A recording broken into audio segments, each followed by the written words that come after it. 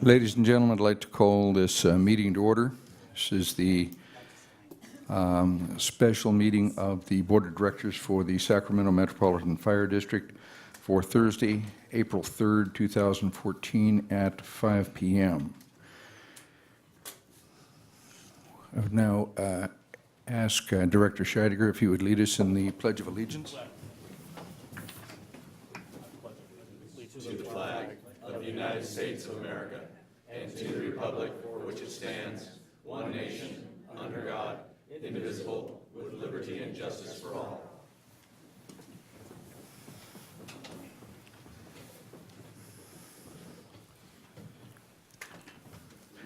Thank you, Director.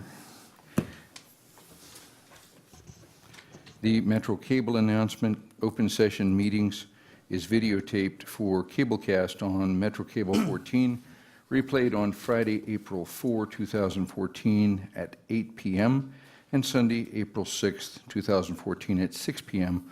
on Channel 14, webcast at www.sacmetrocable.tv. Open session meetings are also available for viewing on the district's website at www.metrofire.ca.gov. This is a public workshop on fire suppression benefit assessment, and I would add to that public speaker cards are available for those of you who may not have picked one up if you're intending to address the board. The purpose of this meeting is to gather input and information about the proposed benefit assessment for the Metro Fire District. There will be no vote action taken this evening. We as a board are anxious to have the input of the community and help us gather our own information and form opinions about the critical decisions that are about to be made regarding whether or not we pursue the benefit assessment. With that said, I would remind speakers that we have a policy regarding 3-minute guidelines for presentations, and recognizing the nature of this evening, we're anxious to have your input, but we will maintain that. I'm happy to provide additional time if that's necessary, but we'd ask you to assist in, and also if your points are reiterating the points of a previous speaker, we'd ask you to note that, and then your support for those points, and allow another person to speak. With that said, I'd like to introduce Mr. Mark Mandel. Thank you, Mr. President. I was asked to speak today to talk about a letter that had been received by the district from the Howard Jarvis Taxpayers Association. The main contention that Howard Jarvis is making is that this assessment that's being proposed is not permissible because fire suppression assessments, in their opinion, are not permissible. Their argument is that Proposition 218, which was adopted in 1996 by the voters and which creates special rules for assessments, doesn't allow assessments for fire suppression. They state that fire suppression is a service that creates only general benefits and not special benefits, and that only special benefits are assessable. I agree with them 100% that Proposition 218 does require that only special benefits to property are assessable. We can't assess for general benefits to people. We can't assess for benefits to property or to folks outside of the district. We can't assess for what's called general benefits to property in the district.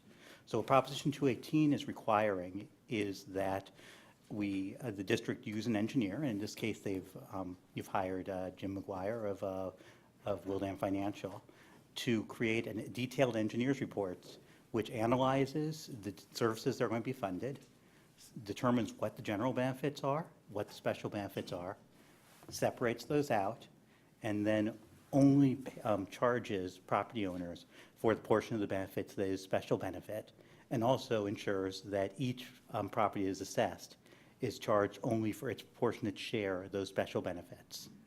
Now, where Howard Jarvis and I diverge. I think they're diverging here from the opinion of all or most all attorneys in my field, which is basically the municipal revenue law, is that Howard Jarvis is asserting that fire suppression is a service that creates only general benefits.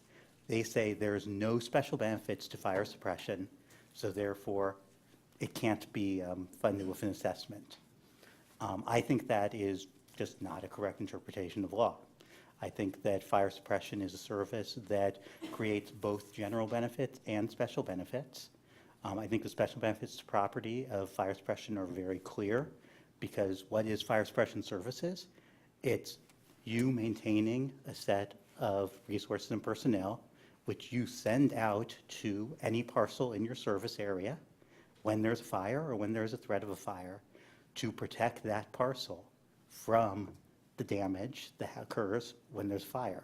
It's hard for me to imagine a service that is more directly related to real property than that. And Jim has been very careful when he's done his analysis to exclude the services you provide that aren't related to property.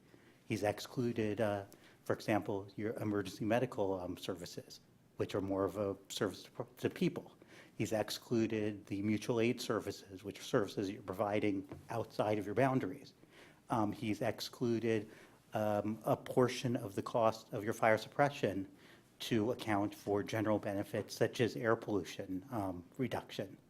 So really, in my opinion, what we have here is a service that definitely does have special benefits. And our point is not that we could use the assessment to fund everything you do, but that it's appropriate to use a benefit assessment to fund a part of what you do. And that's really what has been proposed here. Now, Howard Jarvis cites a number of cases and also some analysis by the legislative analyst in their letter. Looking through those cases, there really are three types. There are some cases that are cited which are on very peripheral issues, and it looks like the court was talking about fire assessments. They really weren't. There's one case which is cited from back in 1997, I believe, which involves the LA County Fire Protection District. And that's not really about fire assessments at all, per se. What that's about is whether, when Proposition 218 was adopted, its rules applied to existing assessments.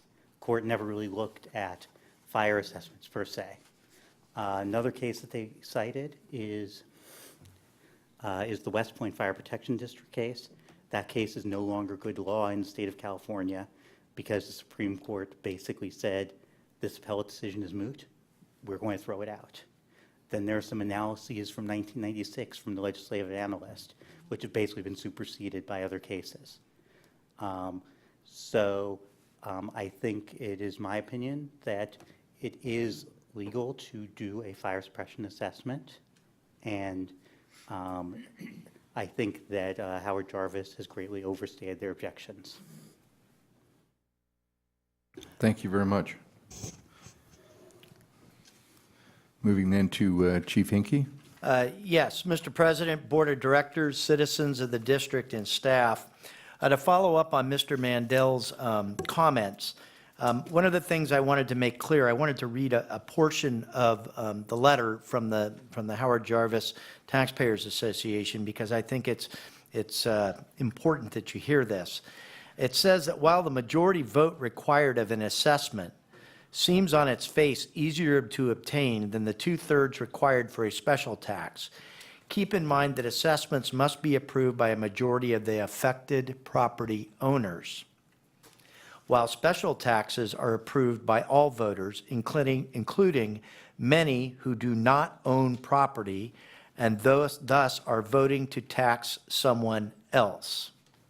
And I think that what I wanted to say to the public was, from the very beginning, we were proposing and are proposing an assessment to only the people who are actually going to pay it and that are actually going to get to vote on it, not to people that won't be paying it and and allowing them to vote on it. So I thought that that was an important point and distinction to make before I move into my presentation this evening. I'm prepared tonight to take the public and the board, if I can figure out how to make this work. Okay.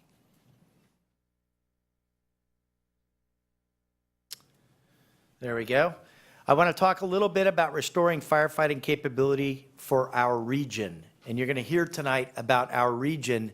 And I think the taxpayers at home are going to be shocked that we really are Sacramento County's fire department in a lot of aspects with the amount of call volume that we provide in mutual aid. We really are truly the region's fire department. I'm just going to have the clerk go ahead and click through it because that is not activating from where I'm at.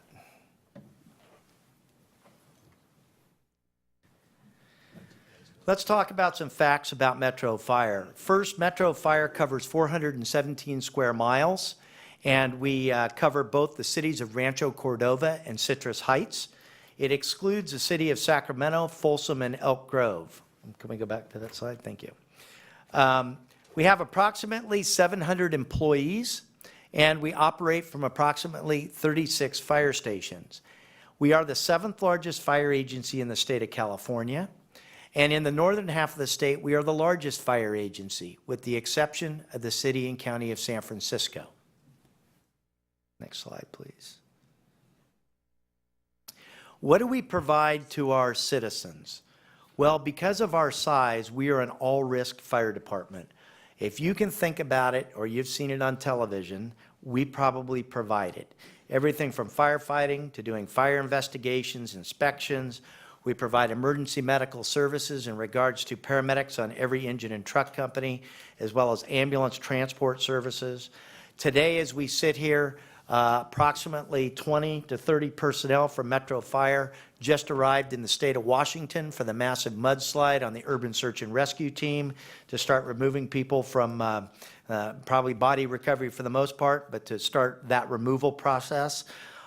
We also have aviation resources, helicopters, dozers, hazardous materials. Yes, we're involved heavily in Homeland Security, and we do community risk reduction services such as code enforcement, community emergency response teams, CERT teams, and we do training and education. So we do it all as a large agency. Fiscal capability. This is kind of the tale and is spot on what's happened to us. And a lot of citizens at home know this because it happened to them. We have lost annually approximately $24 million in property tax out of what once was a $160 million budget. And that cumulative loss in property tax has now reached $93 million that the district will never recover. Water under the bridge, money that is gone that will not come back into the system. In the light blue, you will see property tax revenue from which fire suppression must be funded. And we are a property tax-driven district. We receive our revenue, the majority of our revenue, from property tax. We don't get sales tax.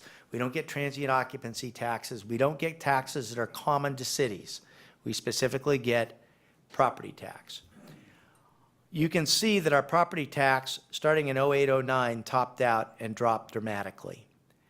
We have taken steps to increase the fees that we can charge. So for EMS, we have restructured the way we provide our ambulance service, and we've generated significant revenue, but nothing that is going to reach the capability of the $24 million that we lost. Also, the spike in revenue that you see on cost recovery is because we brought 6 ambulances inside, and we utilize young men and women from our region to provide that EMT and paramedic service as civilians. And that allowed us to collect more revenue on that type of system, and that's why you see a spike there in the revenue. There was some expense associated with that, but net cost recovery was a positive for the district. Service level reductions. We have closed 6 engine companies. We've closed 1 battalion, which means that one whole area of between 7 to 9 fire stations has a battalion chief that covers and manages those stations. We used to have 6 battalions. We now have 5. We laid off 26 administrative and support personnel, and we demoted 41 personnel and initiated a hiring freeze. The first 3 of those engine companies and all the things that you see below that were initiated in mid-2009, when the first part of this impact started to happen. Next slide.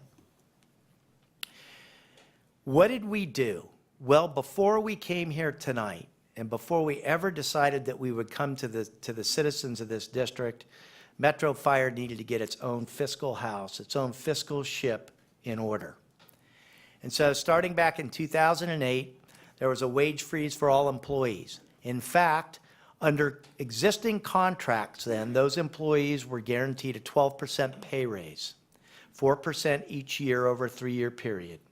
Those employees gave up those raises permanently, never to see them again, gone forever. The next thing that we did is I, as the fire chief, went to the board prior to being appointed and asked to have the pay and benefits cut and took approximately a 20% pay cut. The reason for that is because I think we have to lead by example. And the men and women that work for this organization were going to be asked to do things that they never ever thought that they were going to have to do beyond just simply taking pay freezes. So we sat down with our labor union mid-contract. They had existing contracts. They didn't have any requirement to meet with us and to work with us. And the first thing we did is we basically initiated a 12% pay cut across the board to every employee. And that was done in the process of our employees today now pay 12% of the employer's cost of their pensions. And I would like to note that we are the highest contributing to our pension agency in Sacramento County as I sit here today. That resulted in a 12% pay cut across the board in take-home pay to each of the personnel that work for us. And I would also like to note that we did this prior to the governor and the legislature doing any type of pay reform, which, by the way, it happens to be 12% across the board for people that they have to contribute unless they're new employees. We also sat down and said, for new employees, we're going to reduce their pay. We reduced it by about $6,000 a year, and we added steps onto it for them to get to top step. We also took their educational incentives, and their incentives for being paramedics and having special licenses. We cut those by about 5.5% for the first 5 years of employment. We also installed a lower tier pension formula for new employees. That subsequently was overridden by the governor and the legislature's new plan and has been replaced with such. And as far as the big lump sum buyouts that you saw in the newspaper, we ended up reducing 50% reduction in the amount of sick leave that an employee can accrue during their first 5 years of service. And what that does is count the amount of sick leave hours that they can accrue over 30 years. And we're going to continue down that road to make that a permanent type of situation so that we don't have the large buyouts for employees. But we weren't done there. That in of itself saved the district about $10 million, a little over $10 million a year in permanent cuts to the district in expenses. So we got those done, and we sat back down and we said the next issue we have to deal with mid-contract was health care. And everybody hears about the new looming unfunded liability in health care. And so what we did with our district and our employees is we said, if you want to have retiree medical, when you retire, you're going to have to help pre-fund it. And it's going to have to be pre-funded or there will be no retiree medical. So the first thing we did is we capped health care benefits to a third-level plan. And we took those savings, which we used to pay, and we put those into a pre-funding OPEB trust at CalPERS. The next issue that we did is we said all retirees under the age of Medicare and all active employees now will make an 8% contribution to the district to pre-fund retiree medical. And those dollars are put into pre-funding our retiree medical care. It also used to be the case that when you came to work for this district, and was the case in a lot of different cities and municipalities, if you worked here for 6 months or a year and you retired, you were entitled to full medical. We said we need a new vesting schedule. And that vesting schedule says that you get credit for 5% of your retiree medical for each year you work. You do not get 100% until you have a minimum of 20 years in. And in order to make that happen, we had to, can you go answer that? It's called 4 times, so some emergencies up. Thank you. On that 20-year vesting schedule, we couldn't just implement it. We had to actually go to the legislature, which was not popular with a lot of other employee groups, and ask for Metro Fire to have this new vesting schedule. Because clearly other people didn't want to now go from getting retiree health care after working a year or two to having to wait 20 years. And so we went to the legislature and had a very Metro Fire specific bill passed, and that allowed us to put that retiree health care in. So overall, the impacts of what we did before we ever walked in here today is we reduced our expenses and labor costs by over $10 million a year. Healthcare alone cut our unfunded liability in one fell swoop by $92 million. And the other long-term savings is approximately $100 million as we move forward into the future. From the numbers in 2012 regarding salary and overtime and lump sums, we have already decreased the overall expense from 2012 to 2013 by 7%. And as of April 2011, as I said, we cut pay. And what's interesting is this. By the end of 2014, the end of this year, almost 50% of our employees will now be under the new reduced wage and benefit package. 50%. Now, part of the reason you're still seeing large overtime numbers in the paper is not because the employees are jumping for joy and want to work overtime. It's because the district made a strategic decision that as we put these new cuts in place, they couldn't happen overnight. And it was cheaper at that point in time to pay overtime than it was to pay a fully benefited employee. So from a business model, we saved an additional $4.6 million by paying overtime instead of paying fully benefited employees. Now that we have all of these cuts in place, the paradigm has switched. And it is cheaper to pay fully benefited employees than it is to pay overtime. The problem is we were under a hiring freeze for quite some time, and to process people into this job is not something you can turn on and off like a light switch. So over the next 2 years, we're scheduled to hire approximately 180 personnel, about 90 personnel a year, which is going to put a big, big brake system on the amount of overtime that goes out there. But that was strategic. And therefore, when you saw it in the media that there were these large numbers, that was part of the reason. The other reason there's large numbers is we still have classic employees here. Now, as we hire another 180 to 200 people, and almost half our employee workforce is already under the new reduced pay and benefit plan, those classic employees over the next several years, you'll still see some large numbers, but then they're going to drastically start to drop off. And that was the intention of this board of directors and this administration and the labor union, was to make sure that we got those in line. We also did cost recovery strategies. We updated our EMS plan, as I talked about, and I will tell you that emergency ambulances for this district is about a $30 million a year revenue stream that comes in. And by the way, we charge $50 less than the private ambulance companies to transport somebody to the hospital. They will tell you that they can provide the service for much less cost, but they still charge more. And that's because they're corporations and they're in it to make money. We don't begrudge that, but the public needs to know we're providing a service at less cost. The difference is we take that revenue that comes in, that cost recovery, and we put it back into the system of providing engine companies and truck companies and fire suppression services and paramedics on every unit that we have in our district. We also did permit and inspection fees that we had to update, and we We did. We hit the business community where we didn't want to, but we were out of options. Our revenue coming in from business inspections is about $2 million a year. We can do no inspections and save $2 million, which means we're going to have more incidents of fire and we still have less people. Or we can do the inspections, charge accordingly what we need to charge, and by the way, I believe we only charge 70 or 80% of what actual issue is, but it's still $2 million a year, and that's about the cost of an engine company, a fire station with an engine company in it. So we could go the other way and close another company. So those are the types of decisions that we looked at. Now, in previous lifestyles, as Alan Greenspan would say, if you look at 07 and 08, there was irrational exuberance here at Metro Fire, and our expenses drastically outpaced our revenues coming in. And we knew that, and we've worked exceedingly hard to get that under control in a very quick manner.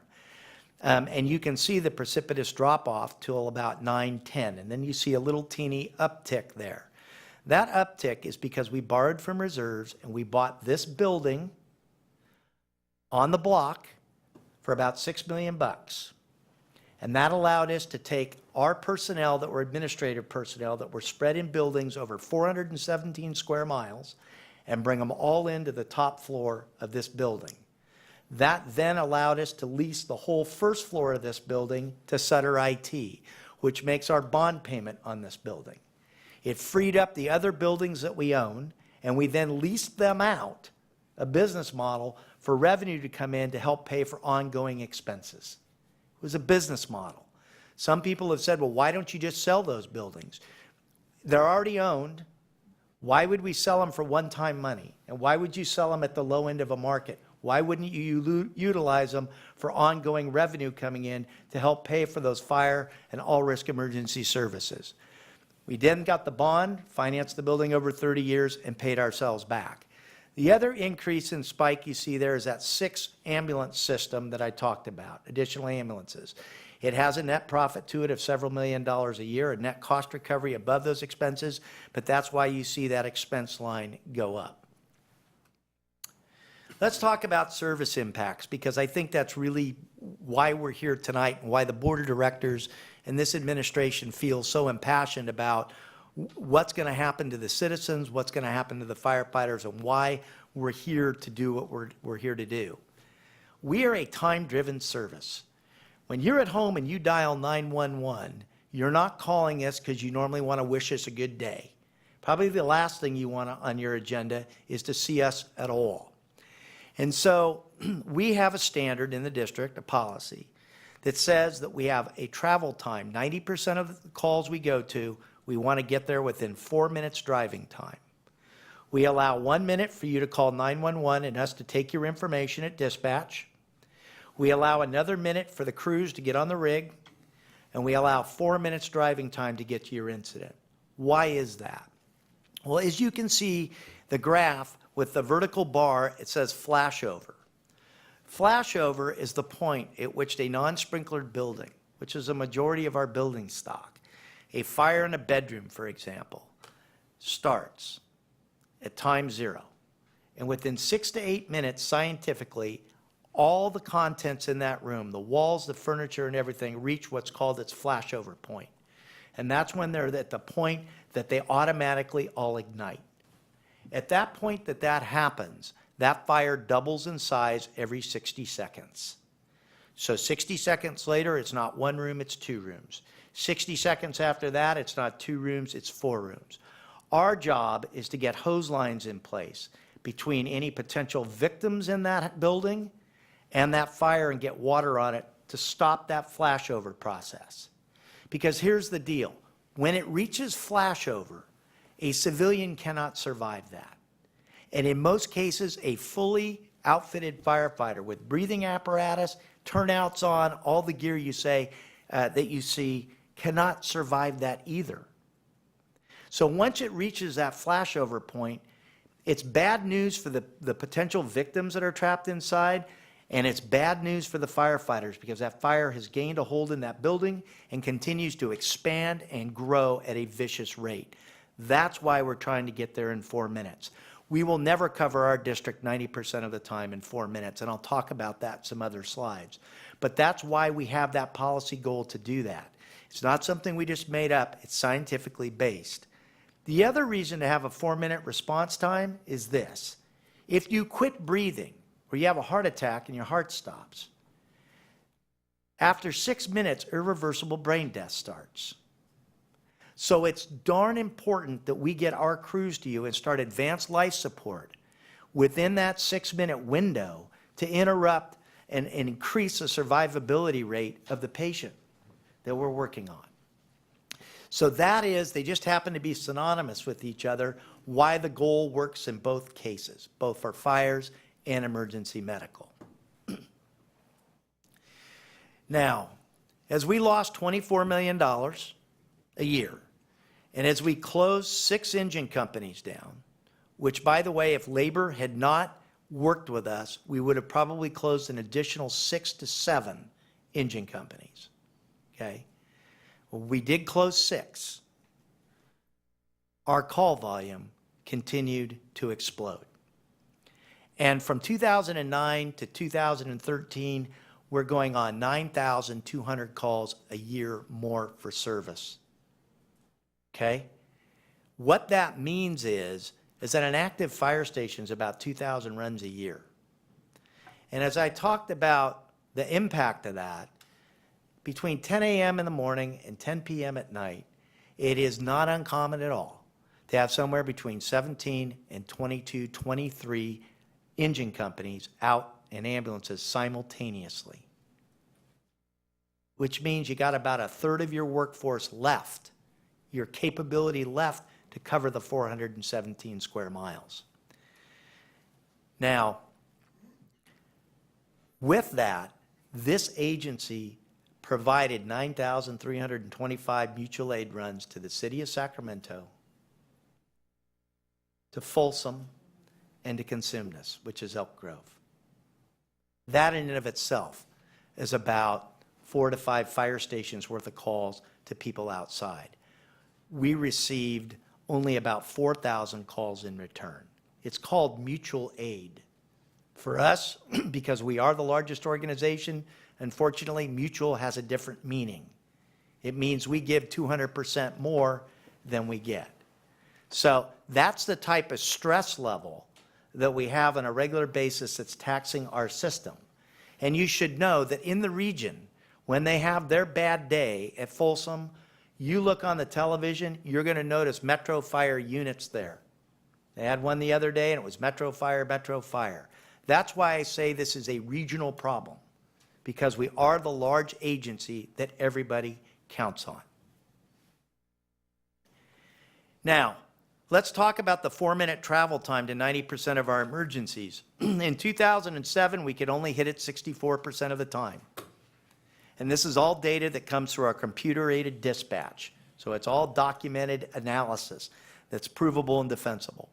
64% of the time is why we got there, is when we could get there in 2007. The reason for that is predominantly we were 16 different agencies that came together. The fire stations weren't built in the right spots for one large agency. So we've identified 13 fire stations that need to be closed and moved to better cover the district. We also have rivers, we have geography problems. We're not like a major city, we're on a grid system. We have long response times, and we have a mixture of urban and rural areas as well. The problem is that all that I've talked about in regards to response boils down to this. We now have dropped to 55% of the time getting there. Next budget year, we have 2 companies that are grant funded.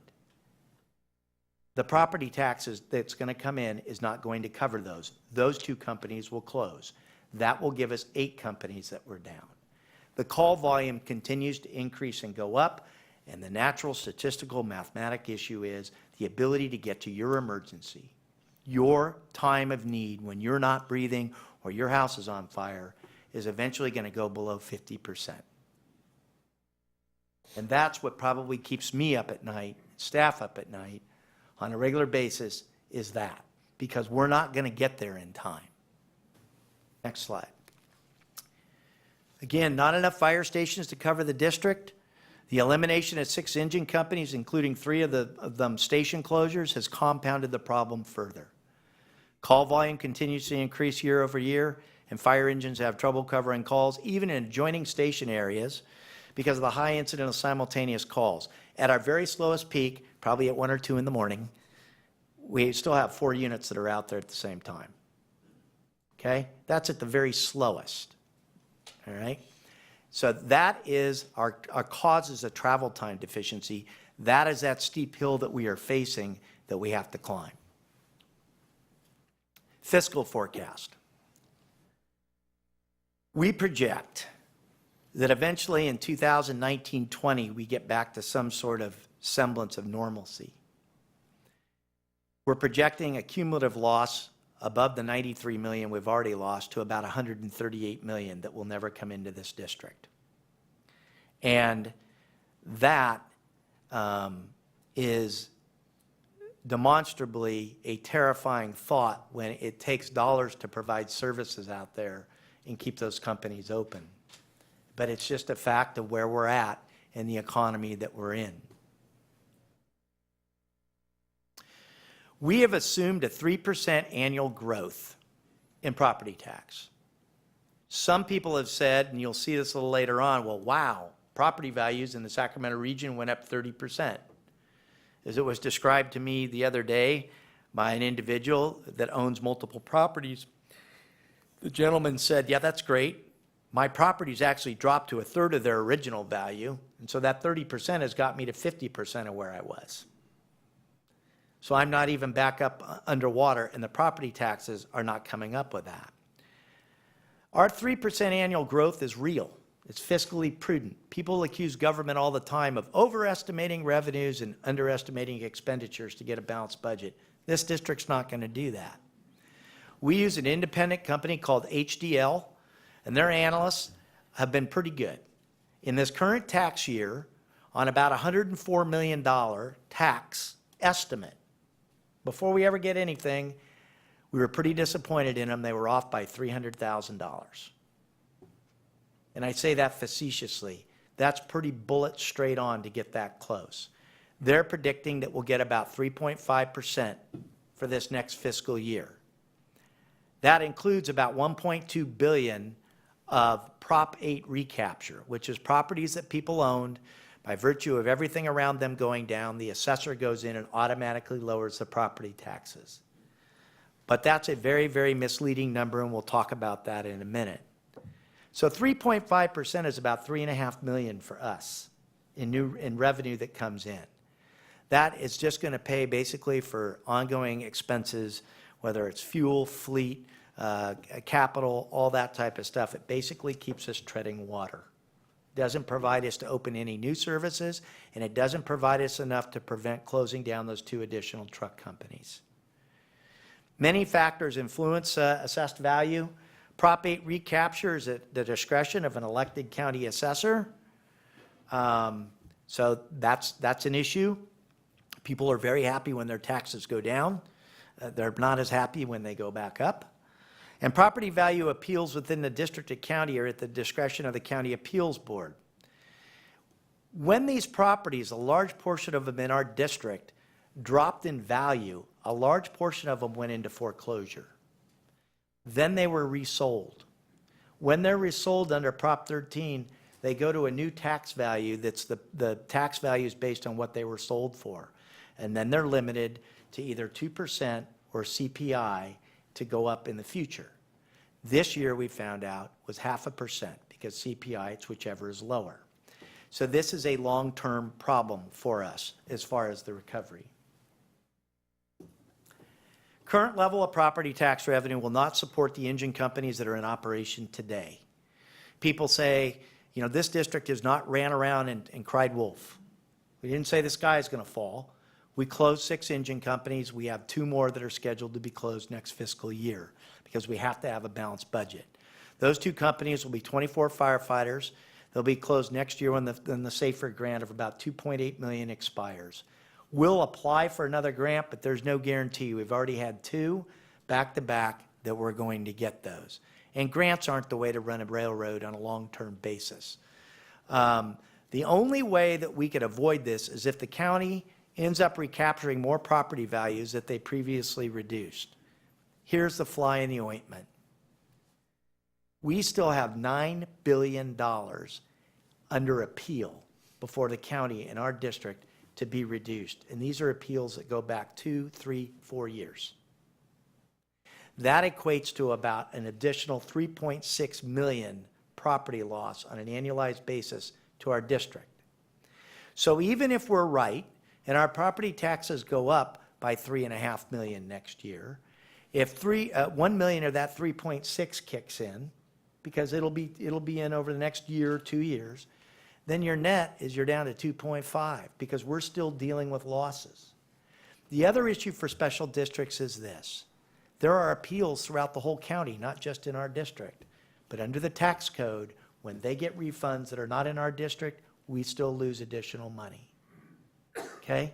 So that is the steep hill that we are climbing. What do we do if we pass this benefit assessment that'll raise $12 million a year over the next 10 years? Well, first, it would allow us to maintain the current companies that we have in service. Second, it'll allow us to restore 3 engine companies by reopening 1 closed fire station and putting engines back at 2 other fire stations that currently have a truck company assigned to them, but they're running 5, 6, 7,000 runs a year for service. So that truck company is never there, and so there's nobody there to respond to those people's area. So we would put an engine back in Station 26. We'd put an engine back in 106, 26 out in the Antelope area, 106 is in Botano. And then we would reopen in Anatolia Station 68, which we closed their fire station. And we've had people wait 11, 12 minutes for us to get there in a developed property area. We would also take the first 3 fire stations that we closed were not in the greatest places when they were built for the district as it sits today. So we would take 2 of those stations, we would not reopen them there, we would move them to an underserved part of the district and open them up so that they could cut response times down in those underserved areas. And then we'll revisit cost to revenue projections annually to determine feasibility of adding resources to move closer to those response time goals. And if we have enough tax revenue that comes in, that recapture, if it becomes more accelerated than we thought, we get 4% or 5% instead of 3 or 3.5, we will look at opening those additional engine companies up that we closed, okay? And the assessment that we're proposing can only pay for that. Can't pay for ambulances, can't pay for hazardous materials, it can only pay for those engine companies being reopened. It's the law. And we would look at those 2 additional engine companies in currently underserved areas. Planning and oversight and timeline. This is a process that hardly was rushed. We knew when we made the major labor concessions and cuts, there was no way we were going to get out of this with just making cuts. We had to have some sort of new revenue come in, and property tax was not going to keep up with that. It became very, very clear. We began to look at our 210,000 parcels in our district back in 2011. And in October of 2012, we established a Citizens Advisory Committee. And it was made up of people from the Board of Realtors, Aerojet Rocketdyne, Anatolia Homeowners Association, city manager of Citrus Heights, representatives from the city of Rancho Cordova, a variety of people, a committee of about 9 or 10 people that we sat down and took them through what we had done as far as cuts. And we had to work with them to get them to a comfort level where they said, we agree you have made enough major changes that you've earned the ability to try to get additional revenue. But more importantly, show us that that revenue really is needed. As they worked with us, there were engineering reports done and numbers. The maximum we ever could go to the voter under the engineering model, because we have to exclude everything out of the process other than fire suppression for property and buildings, land and buildings, is 28 million. That number's way too high. The committee looked at that and said, that would really help you out, but there's no way that'll happen. We eventually re-engineered and got to about to about $12 million. And they established what those controls were going to be on that assessment. Myself and staff and directors have made over 60 presentations, probably closing in on 70, since October of 2013. We've been on the road. And this here today is just another expansion of that reach to the public. And as we go into the benefit assessment, we have 4 additional open houses spread throughout the district to be able to bring people in and to answer questions. We also held a public hearing on February 27th where we invited the public to come and the public spoke. So there's been a ton of planning and outreach as far as where we're going, and we have much more that we are going to do. And if the board votes to move forward with the assessment, there's even more time, because when you get your ballot in the mail, which actually tells you what your specific assessment for your parcel will be, you have 45 days to vote. So you have 45 additional days to be able to get information. On our website, we have our phone numbers by name. You've got a cell phone number you can call. I hand my card out. I actually will answer my cell phone, and I give it to people and tell them, give me a call. We'll get you to the right person. The fire suppression benefit assessment is on parcels to pay for fire suppression services only. The assessment amount is proportionate to the special benefit conferred on that property. So it's a different charge for commercial or industrial or institutional than it is for residential, okay? And that's because they receive a different benefit. A larger property receives more resources depending on the size of fire that they're dealing with in that than a single-family residential. And that's part of the engineering report that was talked about on how we had to confer that specific benefit to these individual types of property classes. That's why the engineering report was so important and required under Prop 218. And it's distributed among property types based on call volume and minutes spent on scene. We literally went in and culled all the data over the last 7 or so years. We took that data, and that came up with the amount of call volume to the certain types of properties and how many actual minutes we stayed on scene performing the functions that we did. That's how specific and into the grass and into the weeds we had to get on that. It's a mail-out ballot to property owners under Prop 218. It's a simple majority of the returned ballots, 50 plus 1%, and it's a weighted vote. If your assessment is $27.50, which is the average for our single-family dwellings in our residence, in our area, that's how much your votes are, is 27.5 votes. If you are a large industrial complex and you're paying $30,000 or $40,000 in additional assessment, you get those votes. But by and far, the majority are single-family dwellings that have the impact on the actual vote. So that is how the voting process works. Has a 10-year assessment period. Why 10 years? The Stakeholders Committee felt, and we felt working with the experts on property tax, 10 years was enough time for us to get to a point where property tax and recapture should kick in, and we should be able to sunset that tax and operate on our own. Any longer than that, we thought was too speculative. Any shorter than that, we thought was not going to be reasonable enough time, and it would be a failure. For checks and balances, 2 would be instituted to ensure that the funds are generated by assessment will be expended as intended. First, there will be an independent annual financial audit, okay? Secondly, there will be a 15-member Citizens Oversight Committee. Each of the 9 district directors will appoint 1 neighborhood association representative, and then the board will appoint 4 at-large committee members who are active in representing organizations such as realtors, home builders, developers, taxpayers association, and general business community. Then there'll be 1 representative from the city of Citrus Heights and 1 representative from the city of Rancho Cordova. And as I addressed the Taxpayers Association a couple weeks ago, it became important that having teeth in the actual process, best processes to do this is important. So one of the individuals there does bond oversight. We've reached out to him to sit down and talk about how we get the best processes. Basically, this is the rules, but where's the regulation to make sure that we do it right? The processes are there. The other thing that's important is, unlike other areas that you've read about where they have a tax that passed and they have a committee and it doesn't get established, for a year or so. Ours, we have 90 days under the ballot to establish it and enact it. If we violate any of this stuff, we're in violation of 218 and what we said we would do by ballot, and it could invalidate it. Here's some example assessments per year of what you would pay. Single-family residence, these are average, would be about $27.50. Multifamily residential, which is like apartments and stuff like that, it's around for a 22,000 square foot building, it's about $862. Commercial is about $344 for a 12,500 square foot. Industrial, $344 for 19,000 square feet. Institutional, $472 for 21,000 square feet. Vacant land has caps on it, about $84.77 for 2.7 acres. We've done some scaling for very large buildings. We've done contiguous, so we allow people to push adjacent parcels together and count them as one.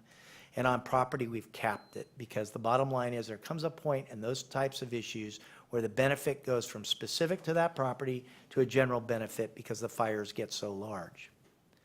So those are the things that we have done, and the last thing we did is we have an administrative appeals process. When we went through and evaluated the 210,000 parcels in our district, we identified approximately 30% that we didn't have accurate information on. So we know now what's on those properties, but we will have some mistakes that happen. It's going to happen when you're dealing with that much. So we wanted a very easy process for the taxpayer to be able to come in administratively and say, I own these two parcels, they're next to each other, I should be only charged X under the thing, and we can fix it right there and get it done. It's not like you're waiting a month or 2 months or a year for that. April 3rd is a public workshop, which you're at today. April 16th, the board is scheduled to vote on a resolution of intent. If the resolution of intent is adopted, we conduct community open houses the week of April 28th. Ballots would be mailed May 1st. And then after 45 days on June 17th, we conduct what's required as a public protest hearing. So if the assessment is successful, you still have to have a protest hearing where people can come and challenge it. And if it's approved by the property owners, the forming of the assessment district will be for the 2015 tax year. We have spent a lot of time, a lot of effort. This is important to hear from you, the public, on what you have to say to us in regards to these issues.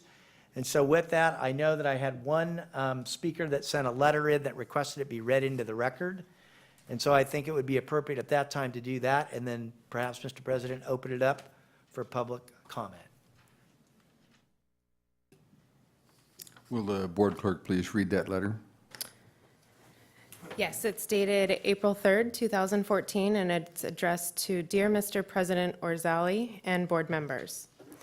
It has been my pleasure to serve on the Citizens Advisory Committee for the Sacramento Metropolitan Fire District since October of 2012.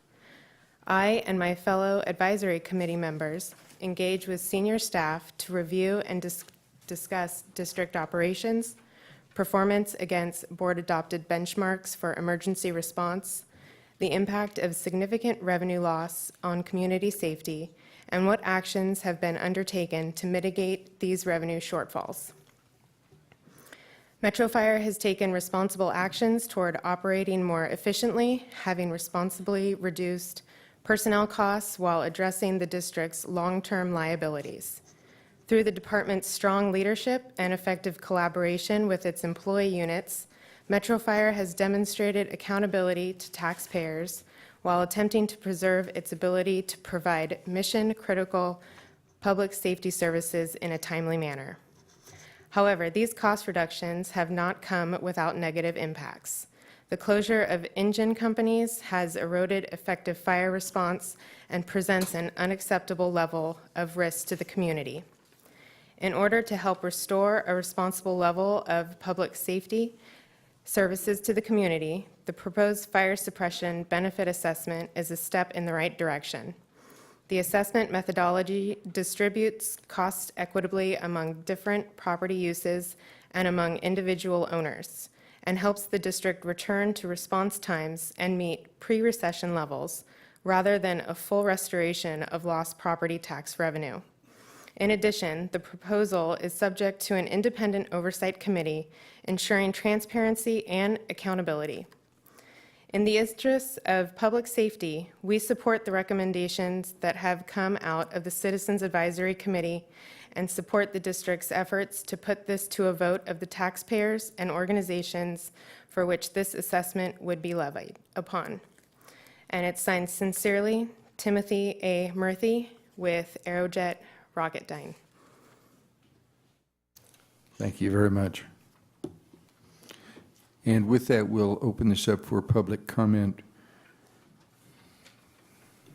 I would just say, as you're calling them up, Mr. President, we do have experts in different disciplines here from staff to be able to answer questions. And so after the person's done speaking, if we can address those, we'll address those. Absolutely, Chief, and I'll ask you to make the call on who addresses.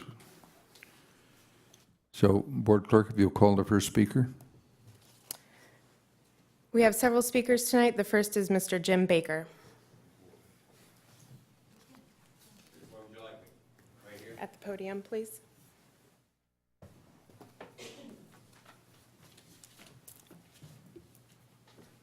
My name is Jim Baker. I'm a Carmichael resident.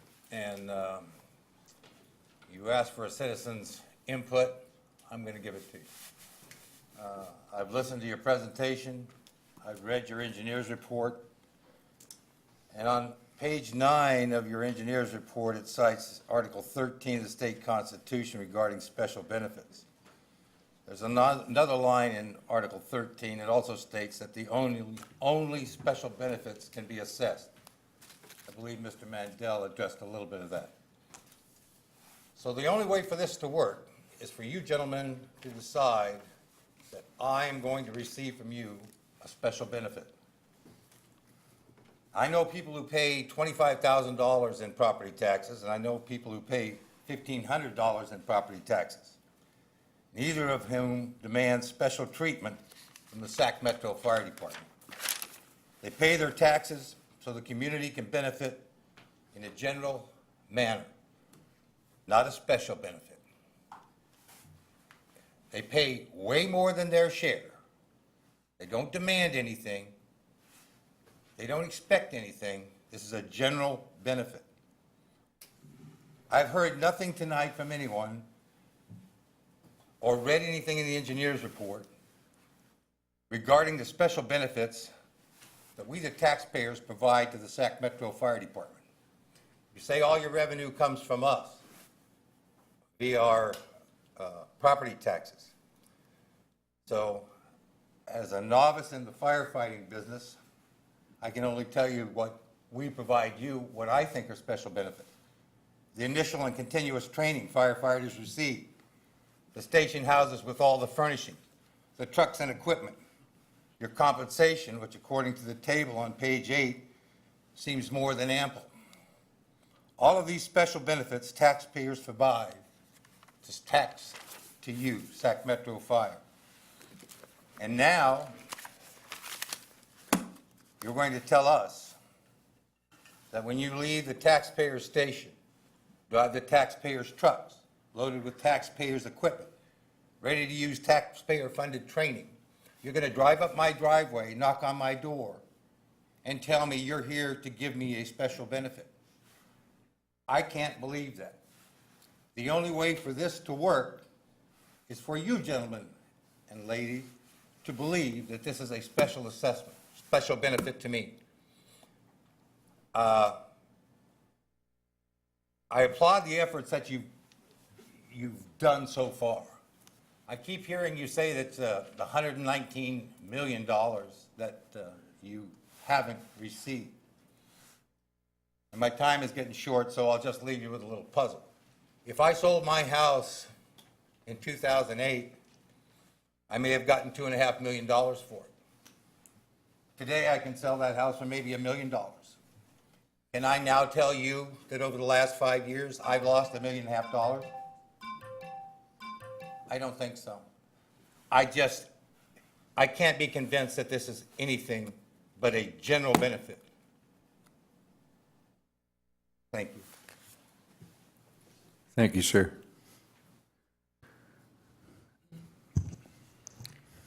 Corey Kohler.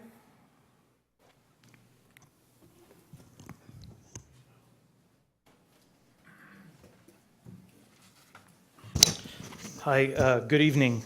Corey Kaler, representing the Rental Housing Association of Sacramento Valley.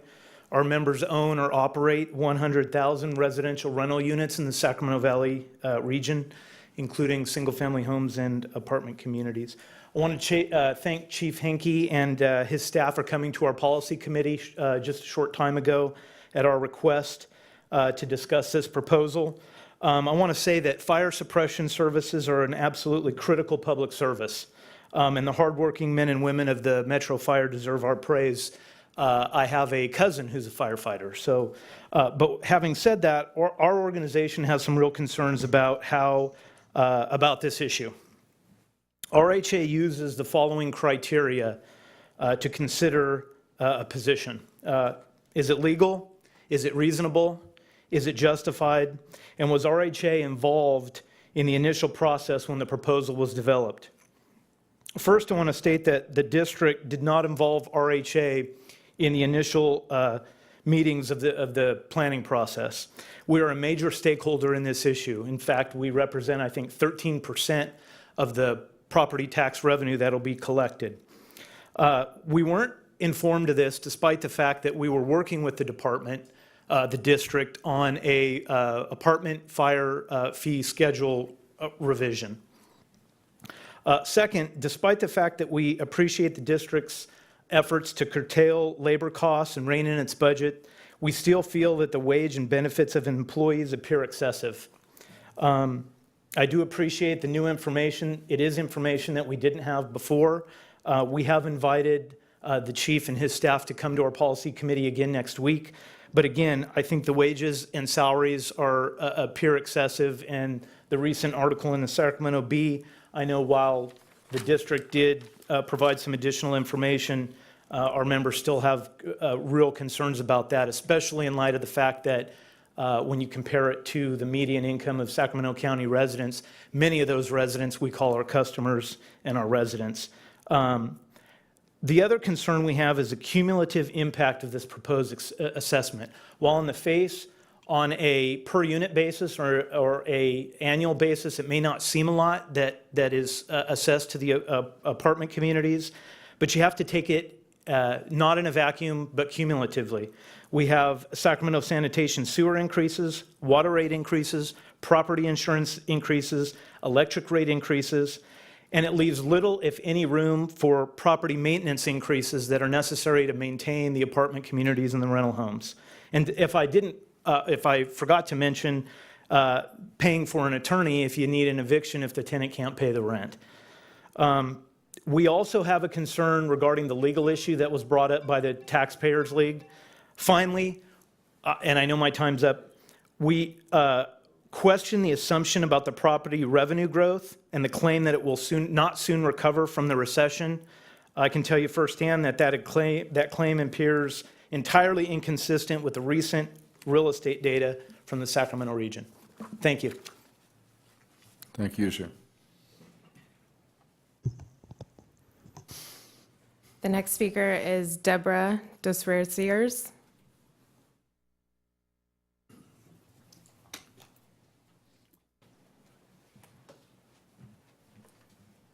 Hi, my name's Deborah DeRozier. I'm from Carmichael. I've written this because I'm a rookie here. Okay. When we dial 911, it's because we need help. And all that matters is that the help arrives quickly and reliably. We like firefighters, but this meeting isn't about who we like. It's about the taxes against our homes and our businesses. It's about our money. And we passed Proposition 13 to keep our property taxes in check. And this proposed special benefit of this fire suppression is a vehicle to raise property taxes and circumvent Proposition 13. Which government agency or special district is going to be the next one to step up and say, due to a loss in revenue of property taxes from the recession, that they too need a new assessment of parcel taxes to raise more revenue? This is a slippery slope for us as taxpayers. I've read the engineer's report. I do not agree that fire suppression is distinguishable between a general benefit or a special benefit. By being termed as a special benefit, it is abusing Proposition 18 by allowing property owners to vote is misleading as well. I believe fire suppression is leaning towards being a general benefit because fires endanger everyone within a district. And this is being described in your report as a standby 24/7 of only fire suppression, and it does not make sense. Is there ever a 911 call for fire suppression only? Do you ever only send a fire engine without a medic? Can these services be parsed into either medic or fire suppression? And I'd like to thank Deputy Chief Chris Holbrook for speaking with me yesterday on the phone. I was expressing to him that the weighted ballot process being used is confusing as a member of the general public, and I appreciate the time that he took to explain it to me. I understand a single-family property owner's ballot is being weighted at 1.65 votes, yet a commercial property owner's vote is weighted at 2.77 votes. And I expressed to Mr. Holbrook that this concerns me for a couple of reasons. First, historically, only 25% of the property owners will return their ballots. His response to me was that they expect it to be more like 20%. And this is obvious to me that they're expecting a low ballot turnout from the private property owners. And second, the weighted ballot proportion was calculated based on the weight of effort, which I still do not completely understand. But what I do understand is that the private property owners will have less of a voice in the vote because of all the weighted ballots. And the private property owners have the lowest weight. And I'd just like to thank you for your time, and I want to just state that I oppose this special assessment. Thank you. Thank you very much.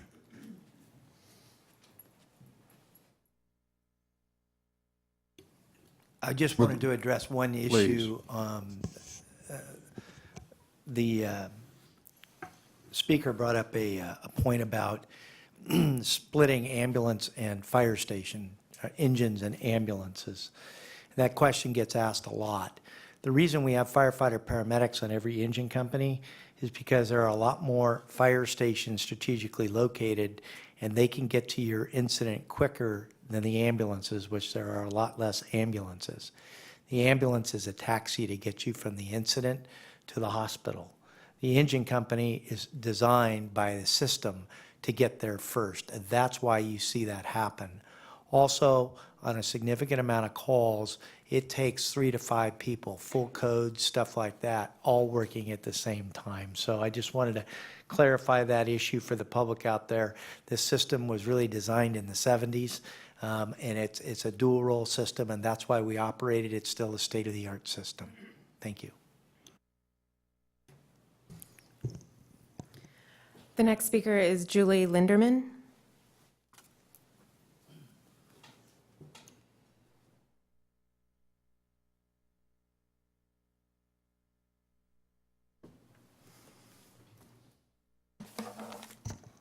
Thank you. My name is Julie Linderman, and I'm a resident of the Arden Arcade. And I'm a private resident. I have one house, and it's on a corner, so it has a lot of exposure to all the fire engines in my neighborhood. They've closed the station in my neighborhood and put it somewhere else. They consolidated. Of these stations that you consolidated Arden Park, you consolidated Mission Avenue, and you now have one station on Eastern. It's fabulous, big, beautiful station. And the reason you did that was that you maintained you could provide the same service to our area with one station instead of 2. Now you're saying you can't. That's very frustrating to me. I'm so sorry. Secondly, I guess what I'm saying is I don't really believe you. What I haven't heard anyone talk about is how you're going to determine the assessments for federal properties, public school properties, and state properties. Are they going to be assessed in the same way as the private properties, the lands, the parks, and the buildings on them? So if you could let us know about that, I'd appreciate it. Thirdly, how can you maintain that your crystal ball for the improvement in taxes, assessments, and tax valuations in the county is right? So far as the first previous gentleman said, we're going up pretty fast. My mother was a property tax appraiser for the Sacramento County, and they adjust them up. They would like to adjust them up just as fast as they can. So I found that an interesting discussion. And then fourthly, I'm so sorry you had to take a cut in take-home pay to pay your own retirement benefits. But unlike private citizens and other government workers in other agencies, not fire and safety and corrections, you got to keep your money. You keep it for the future. In private business and other agencies, the payroll cuts didn't go into a savings account for our future. They went away. So I'm glad that you have been able to keep your money, but don't cry that you don't have enough. We lost salary, we lost income, and we don't get to get it back either. The 20-year vesting for healthcare, private industry has had to change benefit structures for over the last 10 years. Go to Chevron, go to a big company, and look what their benefits packages look like now compared to 10 years ago. Get with it. It's a new age. There are new dynamics. And I'm sorry they're not as lucrative as they used to be. Then I would also like you to consider the reference to your mutual aid to the city of Sacramento. You want to get bigger and take in more districts. So now you're given 2 for 1. You get more districts. Are you going to be given 3 for 1? This doesn't really make sense. The object of being a combined district was to reduce costs. Where are the economies of scale? Thank you. Thank you. Couple Chief? points on that. When the consolidations initially took place, I would say that nobody ever envisioned that we would cut 6 additional engine companies and potentially move to 8 additional companies being closed. Nobody anticipated back in that time frame that the call volume would ever get to the point of the call volume that we currently have today. And so that's a huge, huge upswing of how you cover the district with less resources when a call volume and a demand volume has so significantly gone up. And so I just wanted to clarify that one issue, and perhaps Mr. Mandel could add some clarity to the other part of her question. Yes, one issue that was brought up was how are public properties being assessed? And the answer is that we have assessed them in exactly the same manner as we've assessed similar privately owned properties. We're required to do that by Prop 218, and frankly, it's fair. So this building, for example, is being assessed exactly the same way as it would be if it were owned by a private owner rather than owned by the district. Same with Rancho Cordova City Hall, same with the parks. Every parcel that receives a benefit is allocated that benefit, is allocated a share of the assessment, and the district will be sending out bills to each of those parcels, each of those landowners every year, just like we will to private parcels.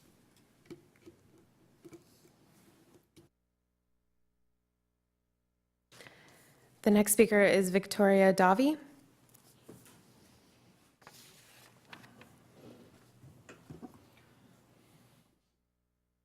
Good evening. My name is Victoria Davi, and I live in Citrus Heights, California. And let me see, I had a prepared statement that I have 2 main issues that were not addressed. They were kind of addressed, but not fully addressed to my satisfaction, at least. But during economic prosperity, you were benevolent in granting pay increases to the firefighters to the point that they were in excess of over, 6, figures, which a medium household, figures, I believe, in, Sacramento area is only 55,000. So if they're 122,000 a year and they give a 10% cut, it's still a significant salary that they're being, awarded, which is great. But where was the oversight during all of this period of time where you were being so benevolent? Who was being held accountable for the amount of funds that were being expended in that arena? Yes, you had the prosperity with the increased taxes, but where's the accountability? That's, really upsets me. And the other thing that the Sacramento Local Agency Formation Committee needs to revisit the actual costs. You made a proposal and you said you can assume all of these districts and that you could save costs by having them under the umbrella of one house, just like buying this building. Hey, you're going to bring everybody in and you can use the second floor, you can lease it out, that's saving money. Then I'm hearing, oh no, they're not strategically located to help, you with your response time. So now you've got to close down buildings, build new buildings, and taxpayer has to pay. It just seems like there is a disconnect somewhere in this body that is not addressing critical needs. And we have to live within our budget. I'm retired. I had to take a significant pay cut. I have to balance my budget. I have to pay my bills. When are you going to stop and look at the reality of the situation and say, what are we doing? Where have we been? And what are we going to put into place to stop this? Because it's wrong. Prop 13, was to stop the insanity of always going back to the homeowner. Here we are having special assessments trying to take more money and, get us right back to where we were when we had to fight for our rights before. So something's wrong. I do not hear anyone fixing the problem. So give me a permanent solution. Let me know there's accountability. Let me know what you're going to do. And potentially we can, meet in the middle and support it. But right now, I'm definitely opposed to this. Thank you. Thank you. Mr. President, Yes. to a couple of her points that she raised was spot on. First, there is nobody in this administration that was here back there when that large S occurred. And those things happened when I talked about irrational exuberance. This administration, at the direction of this board of directors, which is predominantly a new board of directors, are the ones that did in fact make those tough decisions. Labor leadership is completely new that we're dealing with in regards to that, and that's provided us that opportunity to grab that accountability. We have always admitted that we were not in the best light and not well run, and we had our problems, but that's what we have worked so hard over the last 4 years to fix. In regards to more work, we have more work to do, but at the end of the day, the issue for us is we're still going to have to cut service levels because there's only so much that we can do with existing contracts, and we've done a ton mid-contract. We're still going to be stuck with closing stations, further stations, and response times will go up. In regards to when the districts merged, we didn't really have companies like Citygate.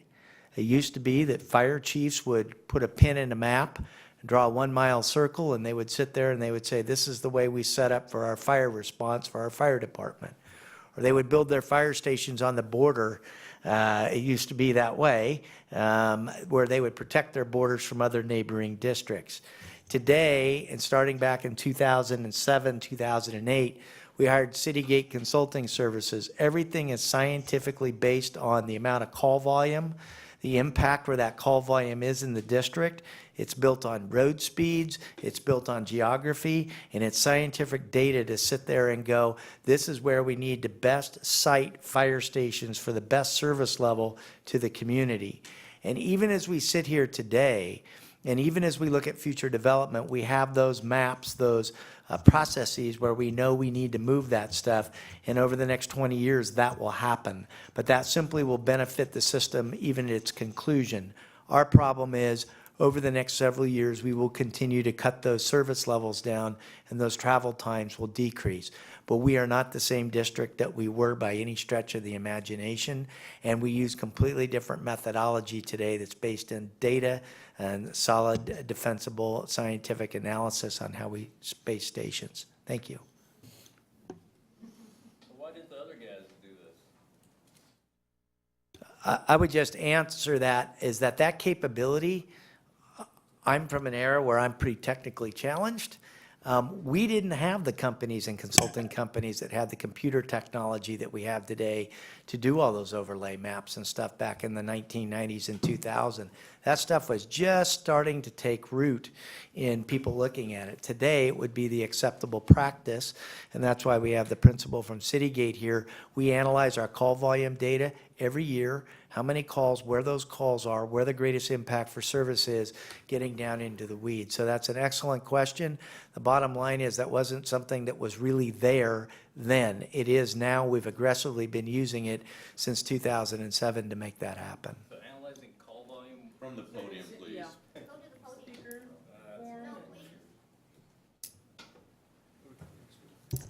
The next speaker is Dan Heidman.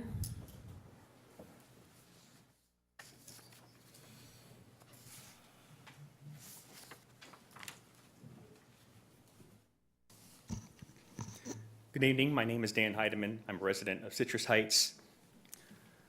I want you all to think for a moment about the fact that you are all citizens of the state of California and subject to Article 13D, Prop 218. As Deborah said earlier, what I want to focus on here is the precedence that this kind of assessment tax sets. Sac Metro Fire undoubtedly needs more revenue.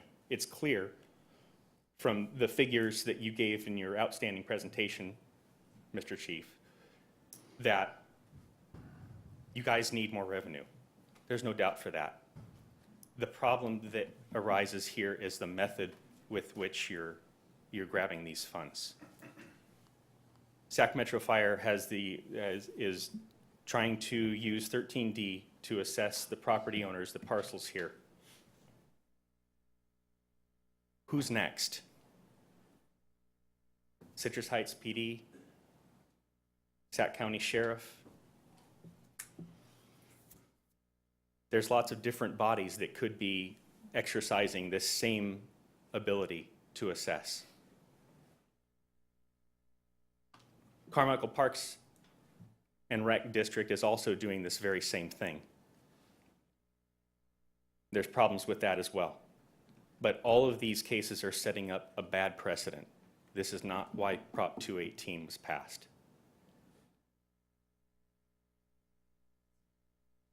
You talk about cutting costs, and I appreciate everything you've done, and I have to commend you for taking a 20% salary cut. I personally couldn't have done that. Involuntarily, I received a 5% pay cut, and that was very hard on my family. So I can only imagine what a 20% cut does to yours. There are other ways to make cuts. Engines go out on EMS calls. I can't call 911 and just have an ambulance come out to my house. A fire engine shows up. Why not just an ambulance? Why are there fire engines in the parking lot at Safeway and Rayleigh's when they should be at the station? Another question is,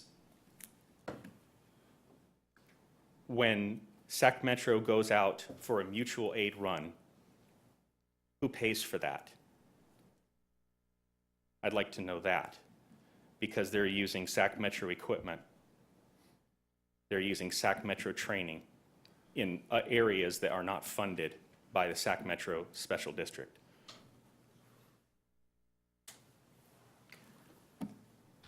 The last thing I'd like to say is that I really appreciate your leadership example in taking that 20% pay cut.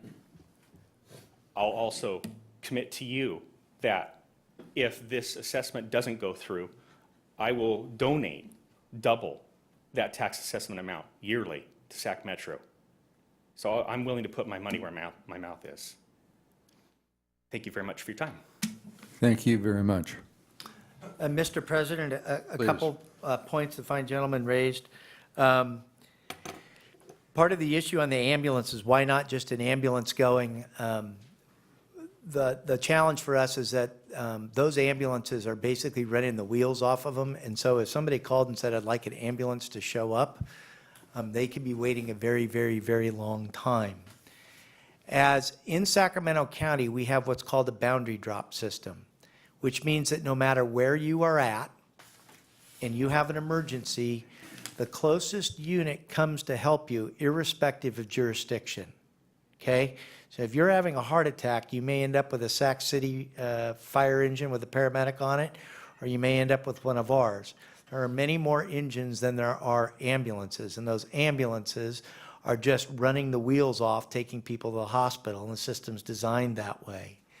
So it's a state-of-the-art system. In LA County, when you dial 911, ambulances will not cross boundaries because they have territory that is guaranteed to them as a property right. So you don't get the closest unit to come to help you out. You get the closest unit based on dollars and who's going to make the money and who isn't. We don't operate that way, and we are a system that people come from far and wide to take a look at. As an example, all the fire departments have one centralized dispatch center, and the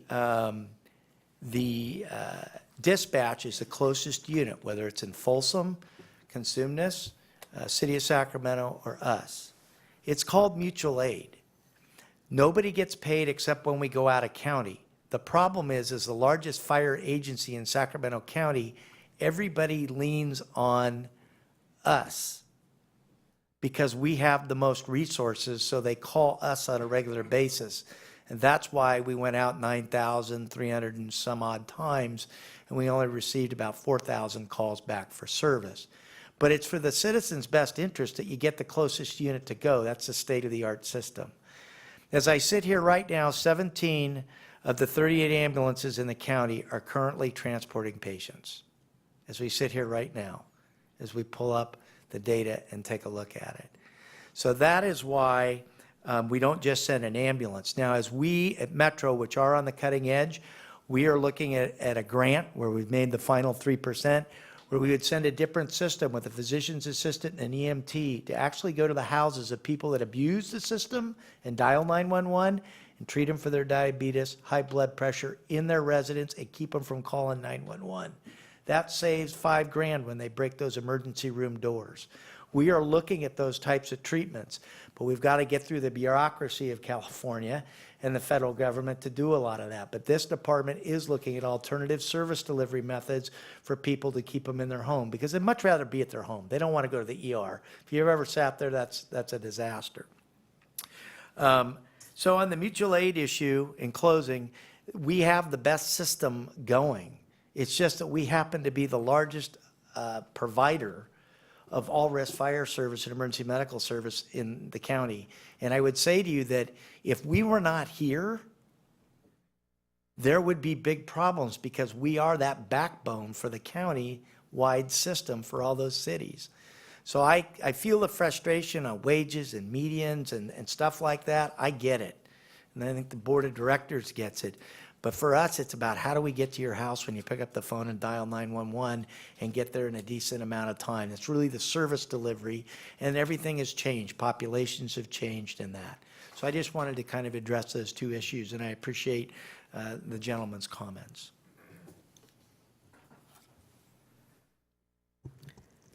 The next speaker is Craig Powell. I believe Mr. Powell left the room and I haven't seen him return. Okay. Next speaker, Tim Cahill.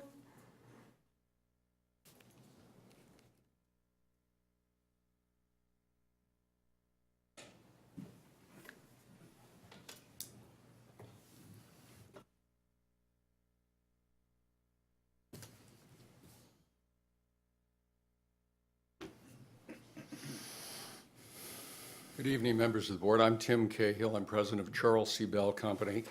I've had the pleasure of speaking with Chief Henke for the last couple of days on this number of presentations. Thank you very much. I don't have a comment so much as I have a question. And I'm really kind of perplexed by it, because I've gone through the engineer's report. And as the chief has said very ably, that this is about fire suppression.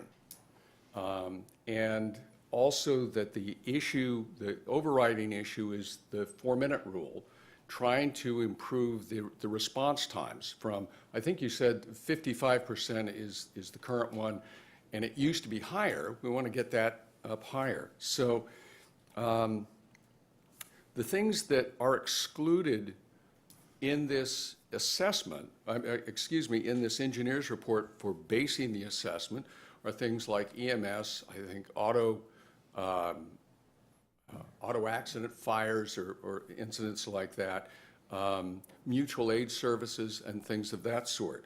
So that we're looking at the benefit, the special benefit, to each of the parcels based on fire suppression. Now, in some prior meetings, it's been said that if we can go ahead, if this assessment goes through, if you adopt this and it's voted by the electorate, that the response times will improve. Nobody has said, and rightfully so, nobody has given a percentage of how much they're going to improve, but that's the goal, to improve those. Looking at the engineer's report, though, it says 77% of the calls for service, it's actually a little higher than that, are for EMS. Only approximately 22% are for fire suppression services. So I'm wondering, on the one hand, and I really, it's a question. On the one hand, we're going to go ahead and have this assessment for fire suppressions, which are going to, the major beneficiary, if you're going to talk about call for services, are going to be for EMS, which is an excluded category out of the assessment because of Prop 218.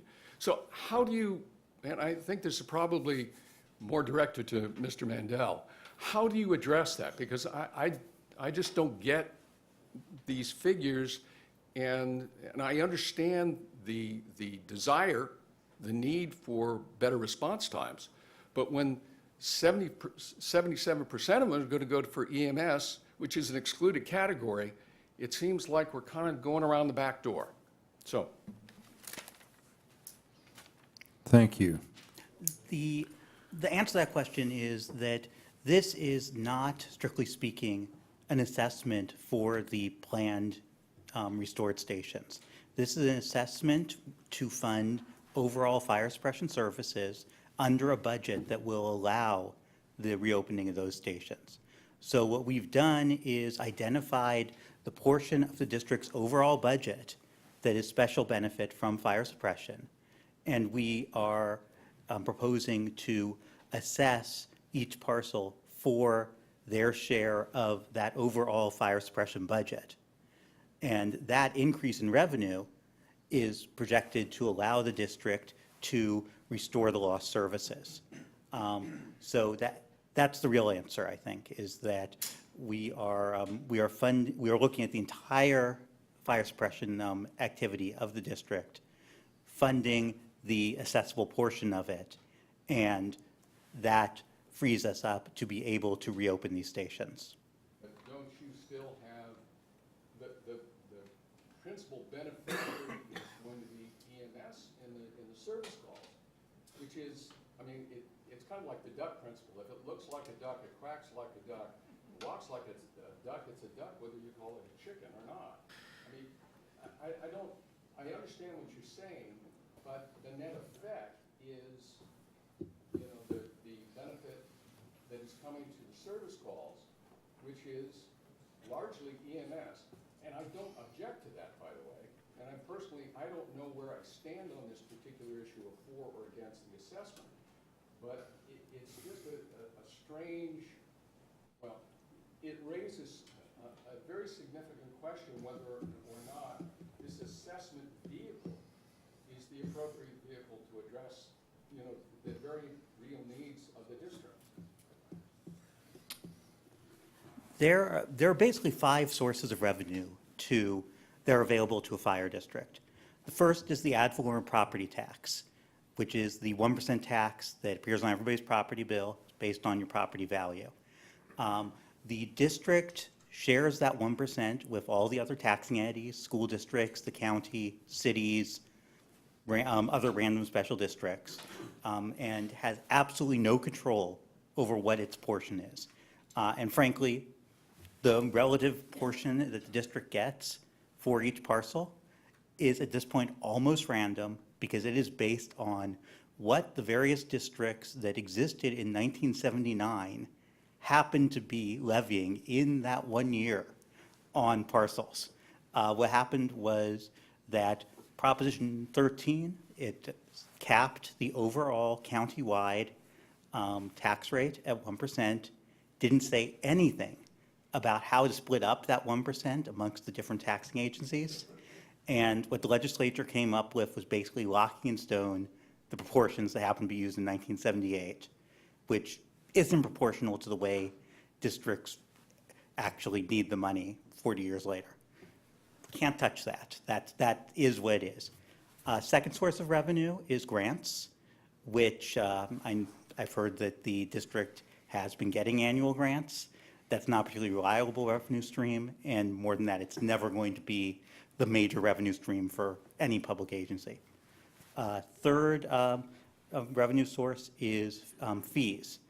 Fees can only be charged on a cost recovery basis and are basically just inappropriate for funding fire. You can't go and charge somebody a fee after the firemen come and put out the fire on their house. That's just not the way it works. So fees are something that works for EMS, not something that works for fires. So that leaves the district with two choices of revenue. One is the benefit assessment, where you use a scientific method to look, or at least a deep study, to separate general from special benefits, to come up with a fair allocation of the costs amongst the property owners. And then the proposal is submitted to property owners, and the property owners get to vote based on the amount they'll pay. The other alternative is a special parcel tax, where there are no limits on how it's apportioned.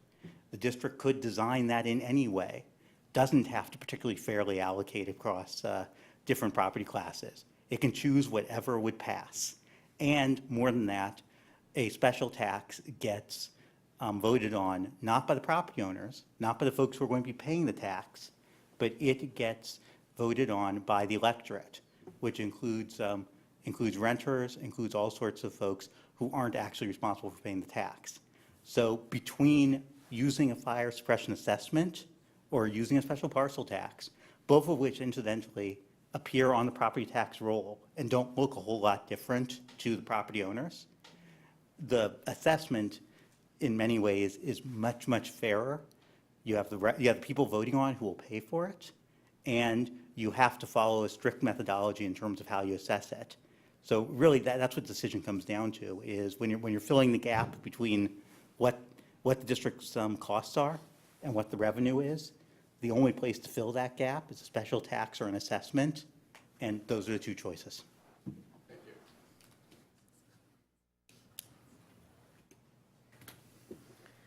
The next speaker is Greg Fishman.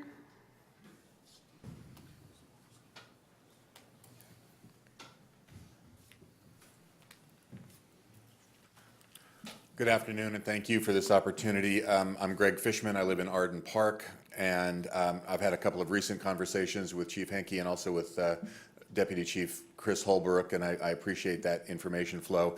I had hoped to come to the podium with some real clarity on how I feel about this issue, and I'm not there yet. I really had hoped to be on board because I'm leaning that direction, frankly.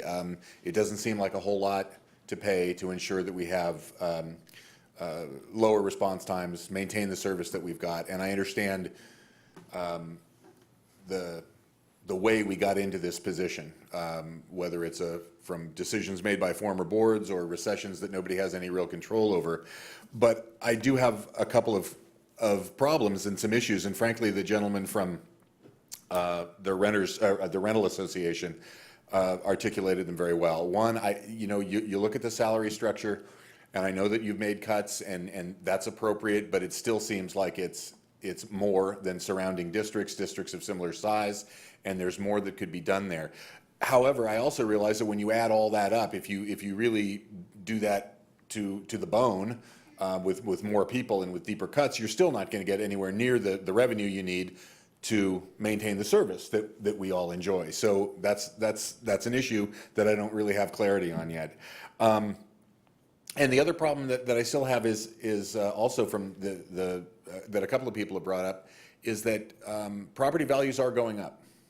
And I know that there's a lag time between when we see the tax revenue from that increased prices, because just because one house in the neighborhood sells for more, it's a while before those assessments actually take effect on that house, let alone on the other houses in the neighborhood that might have been assessed lower during the recession. But I think that we're going to see that tide rising. And I guess where I am on this, and I hate to sound like the guy who says, let's kick the can down the road, let's give it more time, but that's sort of where I am on this. And I'm wondering what the impact would be if we waited another year, saw what property values do, what tax revenue does, where service calls go. And I guess that's just, until I have a little more clarity on it, that's sort of where I am, I guess. I want to support you. I understand the benefits of a special benefit assessment district, and it doesn't seem inappropriate to me in this circumstance, but the circumstances are fluid. And I'm wondering if we give it a little more time, we might be able to adjust this to some degree, either reduce the assessment or make it for a shorter period of time, somehow make it a little more palatable. That would be my comment. Thank you very much. Thank you. Mr. President, if I could address a couple issues. On the pay issue, there is a huge misnomer here that Metro Fire is #1 in the region. We actually are in the middle of the pack, to the lower end of the pack. We're not at the top of the pack. In fact, there are departments that are much smaller than us, and I'm not going to name them because that wouldn't be fair, who don't have near the fire volume or the risk that they have that make substantially more. And so that has been a big misnomer. The same thing when we compare ourselves across the state to the metropolitan 14, the largest fire departments, which we fall into. We're not in the top of that either. And so I think that's a big misnomer that's been out there, because at one time, way back in the day, as the lady so accurately stated, there was largesse that happened. They were handing out pay raises right and left, and that left that bitter taste in people's mouths in regards to that issue. So the pay issue I wanted to address, and you brought up one other point towards the end. Property tax Yeah, I revenue. think what I'd like to do is kicking the can down the road, and I'll say this. I know if our property tax people were right, and this has been a very fluid up and down, and they were only off by 300 grand this year. I'm assuming they're dealing with the county assessor and they're looking at all those things. That's what we do. HDL, that's what we hire them for, because we don't have the expertise. We're going to be pretty close to the $3.5 million that we have coming in. I know with that amount, I've already got preliminarily a $2 million budget deficit. And I know just in the engines alone, those 2 engines for next year, or their trucks, I'll have to close those because I don't have the revenue that's coming in regards to cover those 2 companies remaining open. So that's what the snapshot looks like next year for those to be reduced.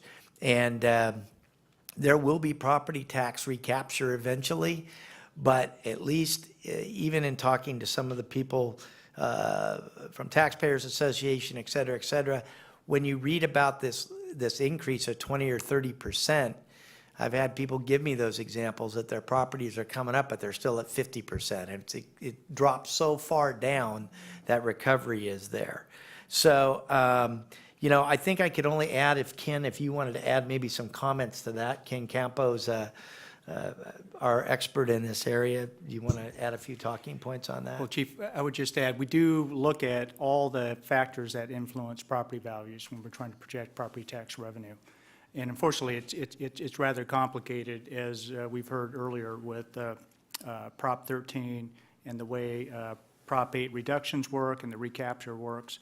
For example, for fiscal 14-15, our upcoming year, we're projecting to recapture, or forecasting the assessor is going to recapture up to $1.2 billion of that Prop 8 pool, that where there's still probably in the range of $6 to $8 billion out there. So we are trying to anticipate those things. And even with that, our growth is, we're projecting around 3.5%.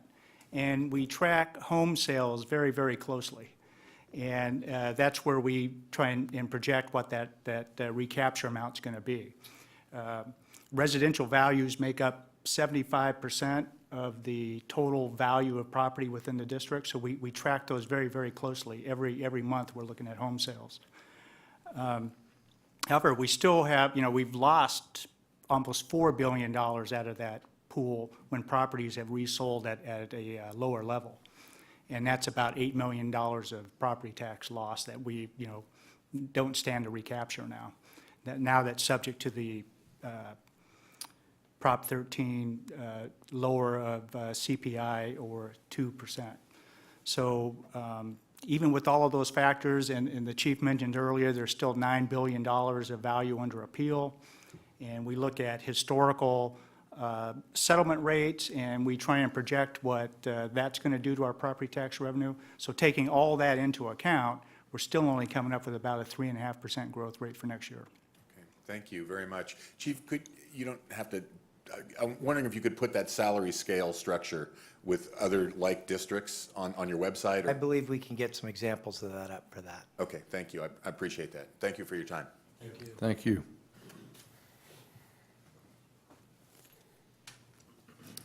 The next speaker is Patrick Leu.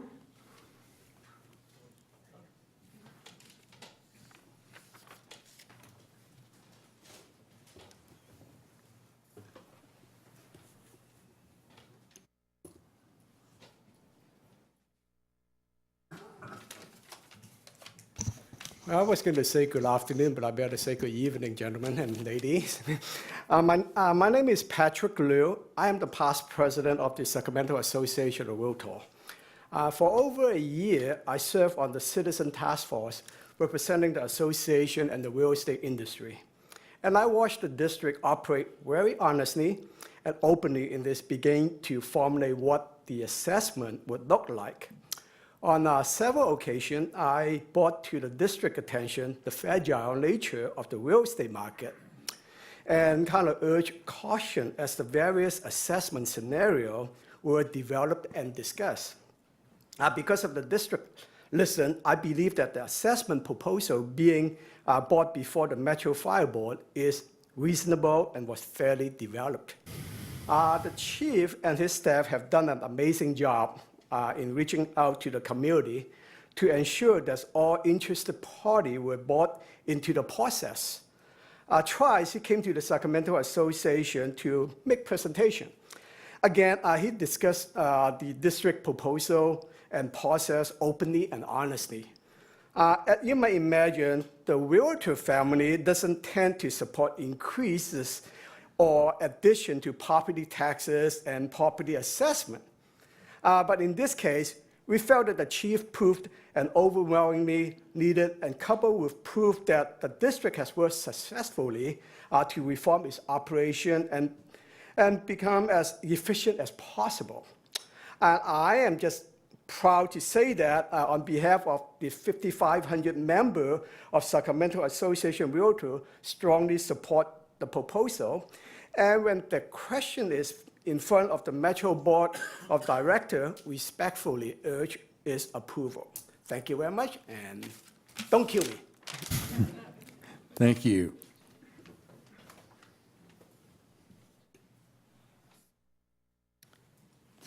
Kurt Haven.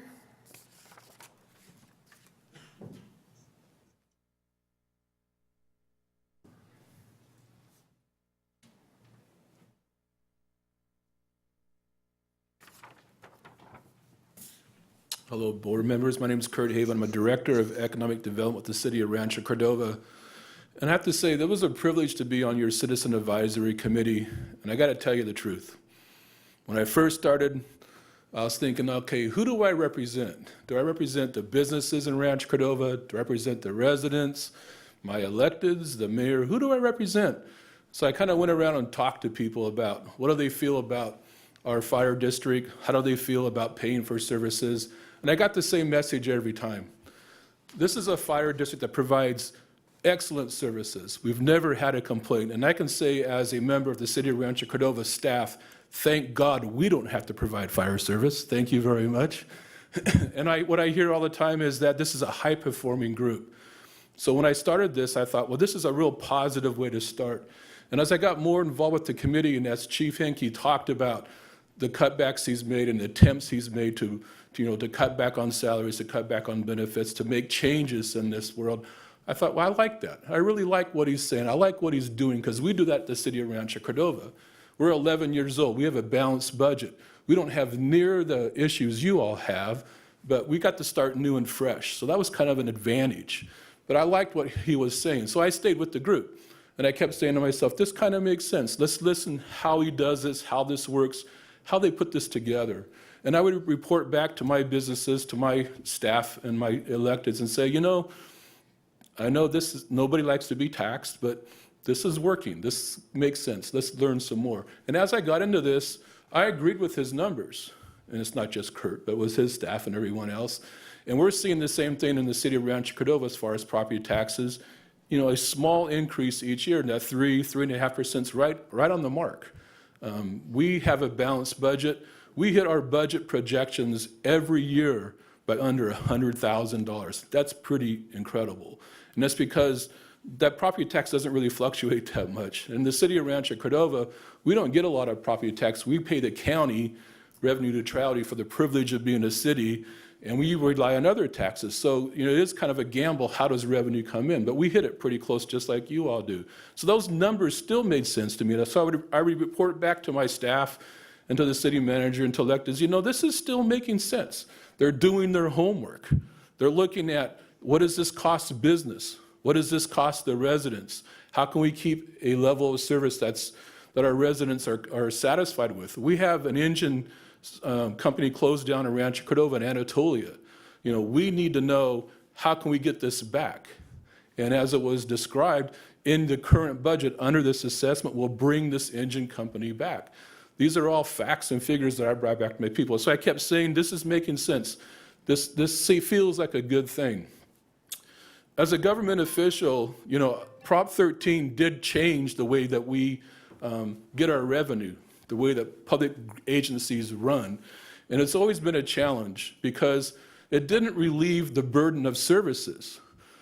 The residents didn't say, we'll pay less taxes and we'll accept a pool that has holes and leaks in it. The residents didn't say, we'll pay less taxes, but we'll accept less police.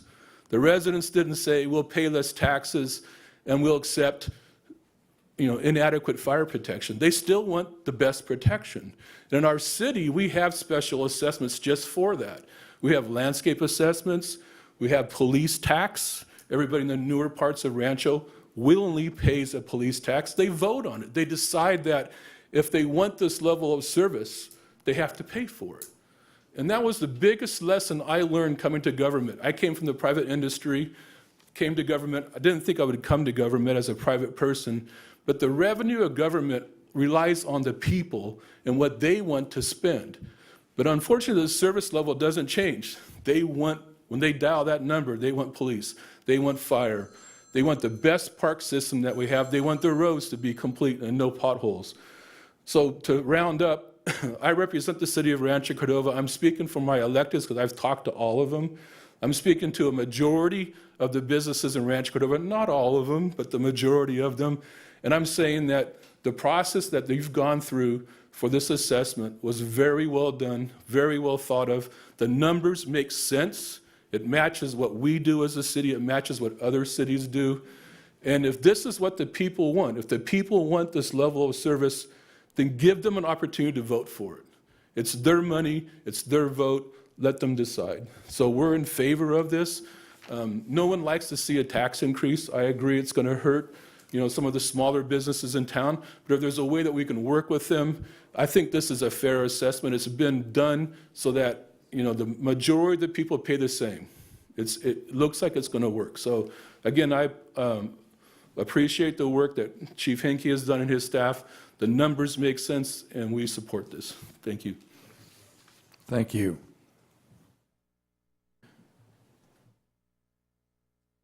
The next speaker is Ken Payne. Thank you.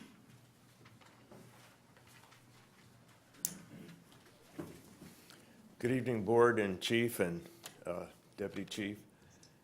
It's been my pleasure to work with the Chief, and you came and did a presentation for us and lots of phone calls and answered lots of questions.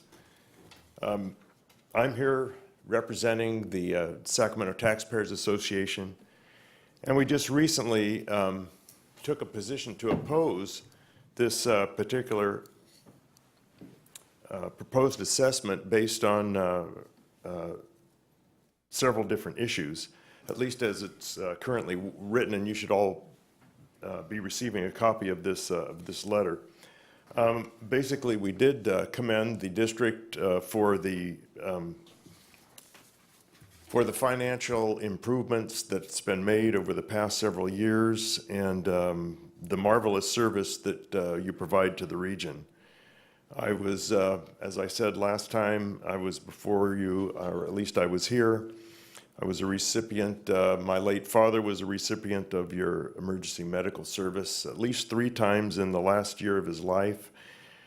And you guys were always professional and fast and courteous. Anyway, some of the reasons that we gave for, one of them is a reflection on the process. We would have liked to have been included as a stakeholder earlier on. We just became aware of this rather recently. And of course, we've already talked about beat the horse to death about the employee compensation, but I really appreciate what the chief has done and what the union has done to try to bring that compensation in line. Our board took opposition to the 3% number for the property value escalation factor as the assessments went on through the next 10-year period. And we also were aware of the probable violation of Prop 218 as it may relate to special benefits. I do want to add, though, that that special benefits issue has been puzzling for me. As I sat there tonight, I puzzled over it, and it seems like a solution I would propose is that places like having come from a newly developed area in Placer County, now I reside in Carmichael, but we saw what the taxes were with Melrose and community service areas and all kinds of other things in new communities. And we pushed that, and this particular community pushed that 1% to 1.91%, and it was quite a burden. But with regard to special benefit, I would suggest that places like Anatolia that don't have service now, it may seem unfair, but they would be the recipients of truly the special benefit from additional fire suppression services. I don't want to belabor the issue, but do want to encourage the success of Sacramento Metro Fire and continue the dialogue as we work to solve the financial challenges here. Thank you very much. Thank you.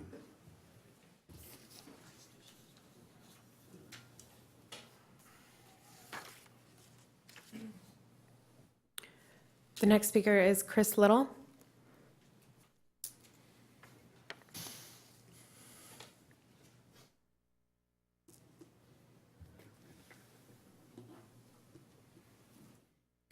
Members of the board, chiefs, I want to thank you very much for all the hard work you've done through all of this process and being open and requesting information from us and coming to us to make this as you prepare for this decision. We've heard a lot about what the district will do with the money if this passes. You prove it and it goes on to pass. What will happen if we don't get this? And I'd like to say on the radio, I'll take it off the air, but thank you. Well, Mr. President, would you like me to tackle that?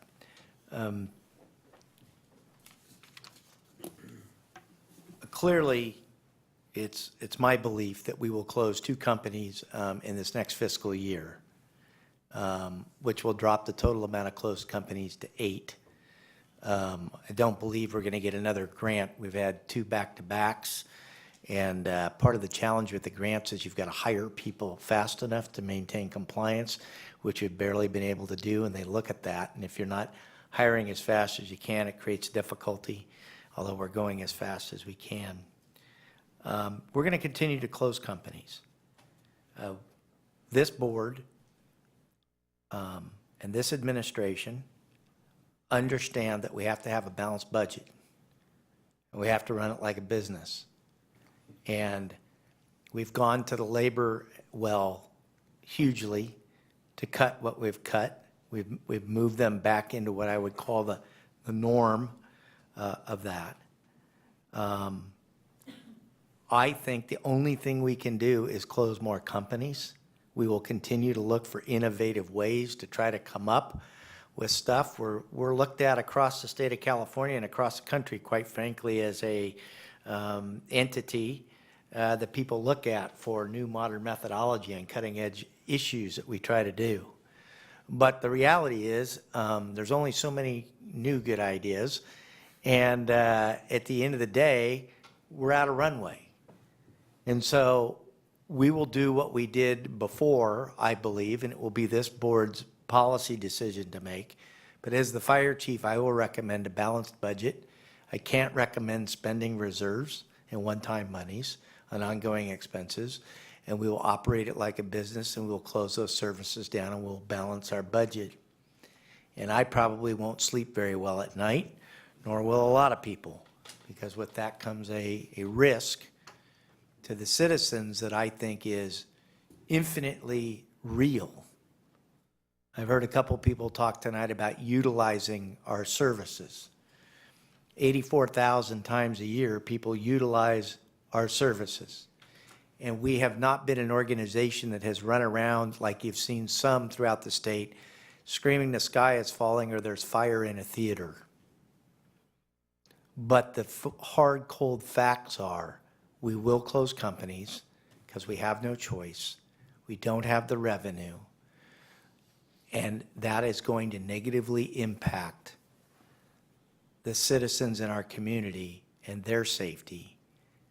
And at the same time, it's going to create a huge issue for the firefighters and their safety. And that's just where it's at. It's not an emotional issue. It's emotionally impacting. But that's what the hard decision is that we're going to have to make. And we're not an agency to look at and go, well, you guys said you were going to do this and you didn't do it. Everything we said we're going to do over the last 4 years, we did it. And so I think that that is the only choice that we have left. And the first two cuts will happen for this upcoming July next fiscal year budget cuts. And that is living within the means. Thank you.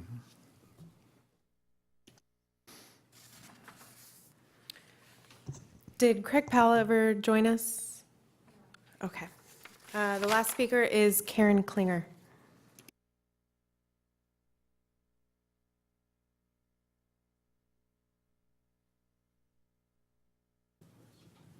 Hello, Karen Klinger, and I love the firemen. I think they're great. We had the experience of having a station right in my neighborhood.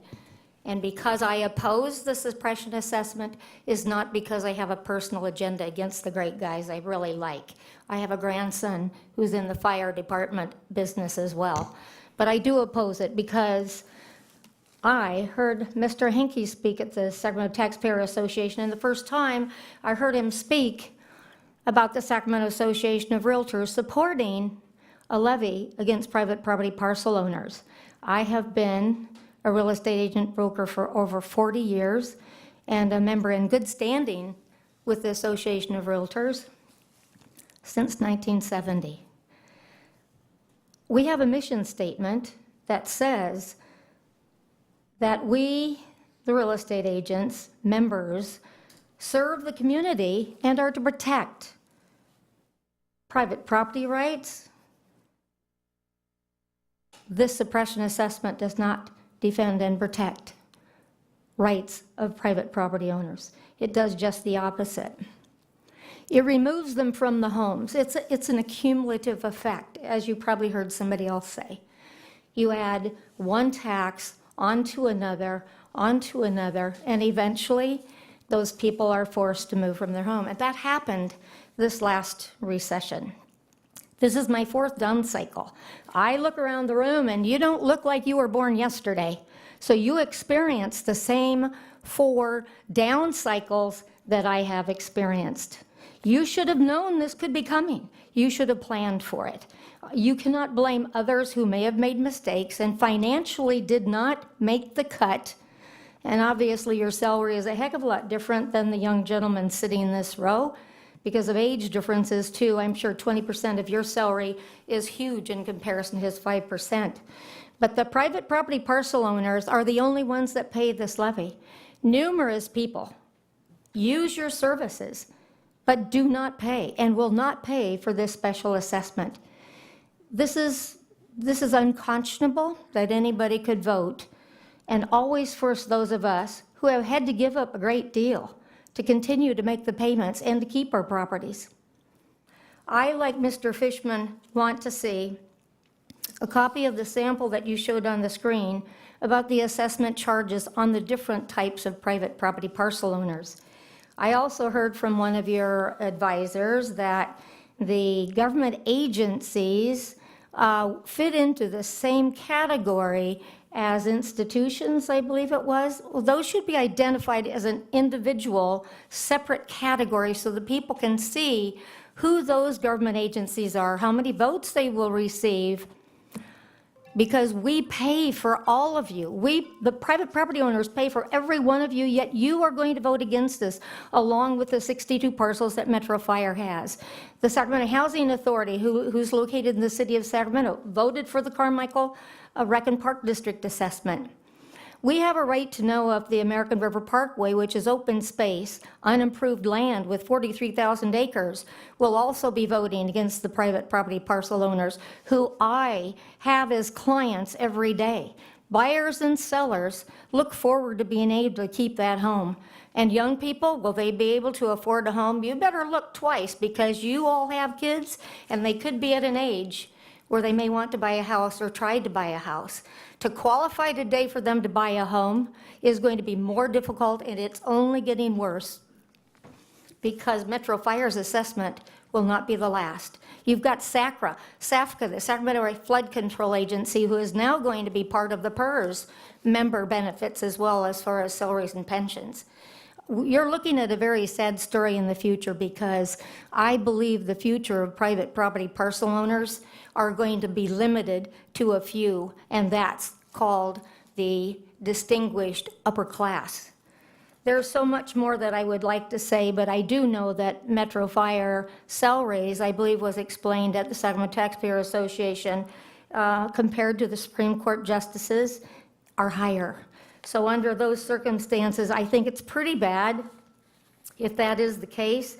I do know that there are funds that should be returned to Metro Fire from the statewide redevelopment agencies that were abolished in 1911-12.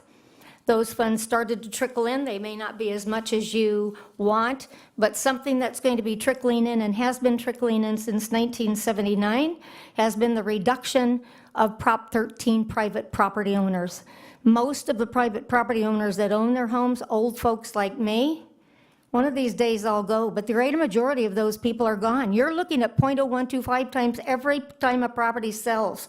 That means that money has gone into the coffers unexpectedly, shouldn't have been unexpectedly. That money was spent when you had it, thinking it would stay there forever. Nothing stays forever. You need to plan for another recession because it's coming. Lastly, I'm going to say that the 10-year assessment that is shown as 10 years will be extended. There is nothing in the engineer's report to say that it cannot be renewed or extended. And from that, I oppose this assessment. We'll continue to fight it. If there was no assessment, I'd pay you guys. And just like the gentleman said, I'd pay you more because I love you. But I don't love this process when government votes against the people. Thank you. Thank you. Are there further? No, that was the last speaker this evening. Okay. Seeing that there are no further comments, I want to thank each of the people who took the time to attend and make a presentation. want to thank the individuals who came and communicated with us, even by letter. This has been an extraordinarily useful experience, and I'm sure that all of the directors feel the same way. With that, then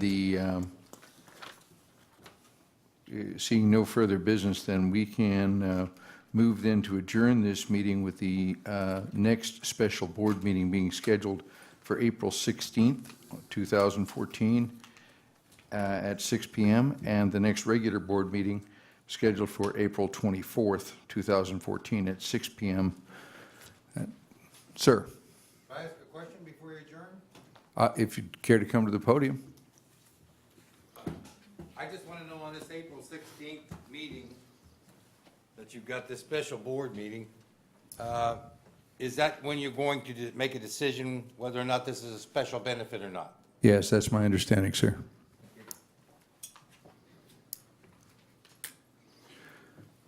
With no further questions, we're adjourned.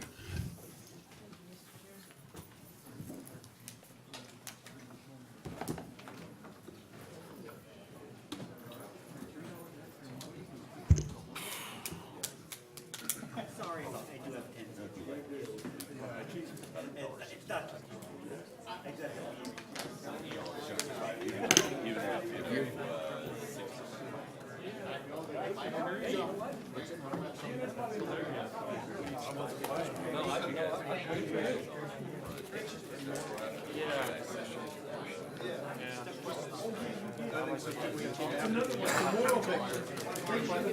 Sure.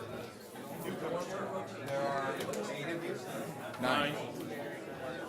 One of them. One is not here today, but yeah. So that's who will vote. Just tonight. Yes. And are you elected, appointed? Elected. Elected.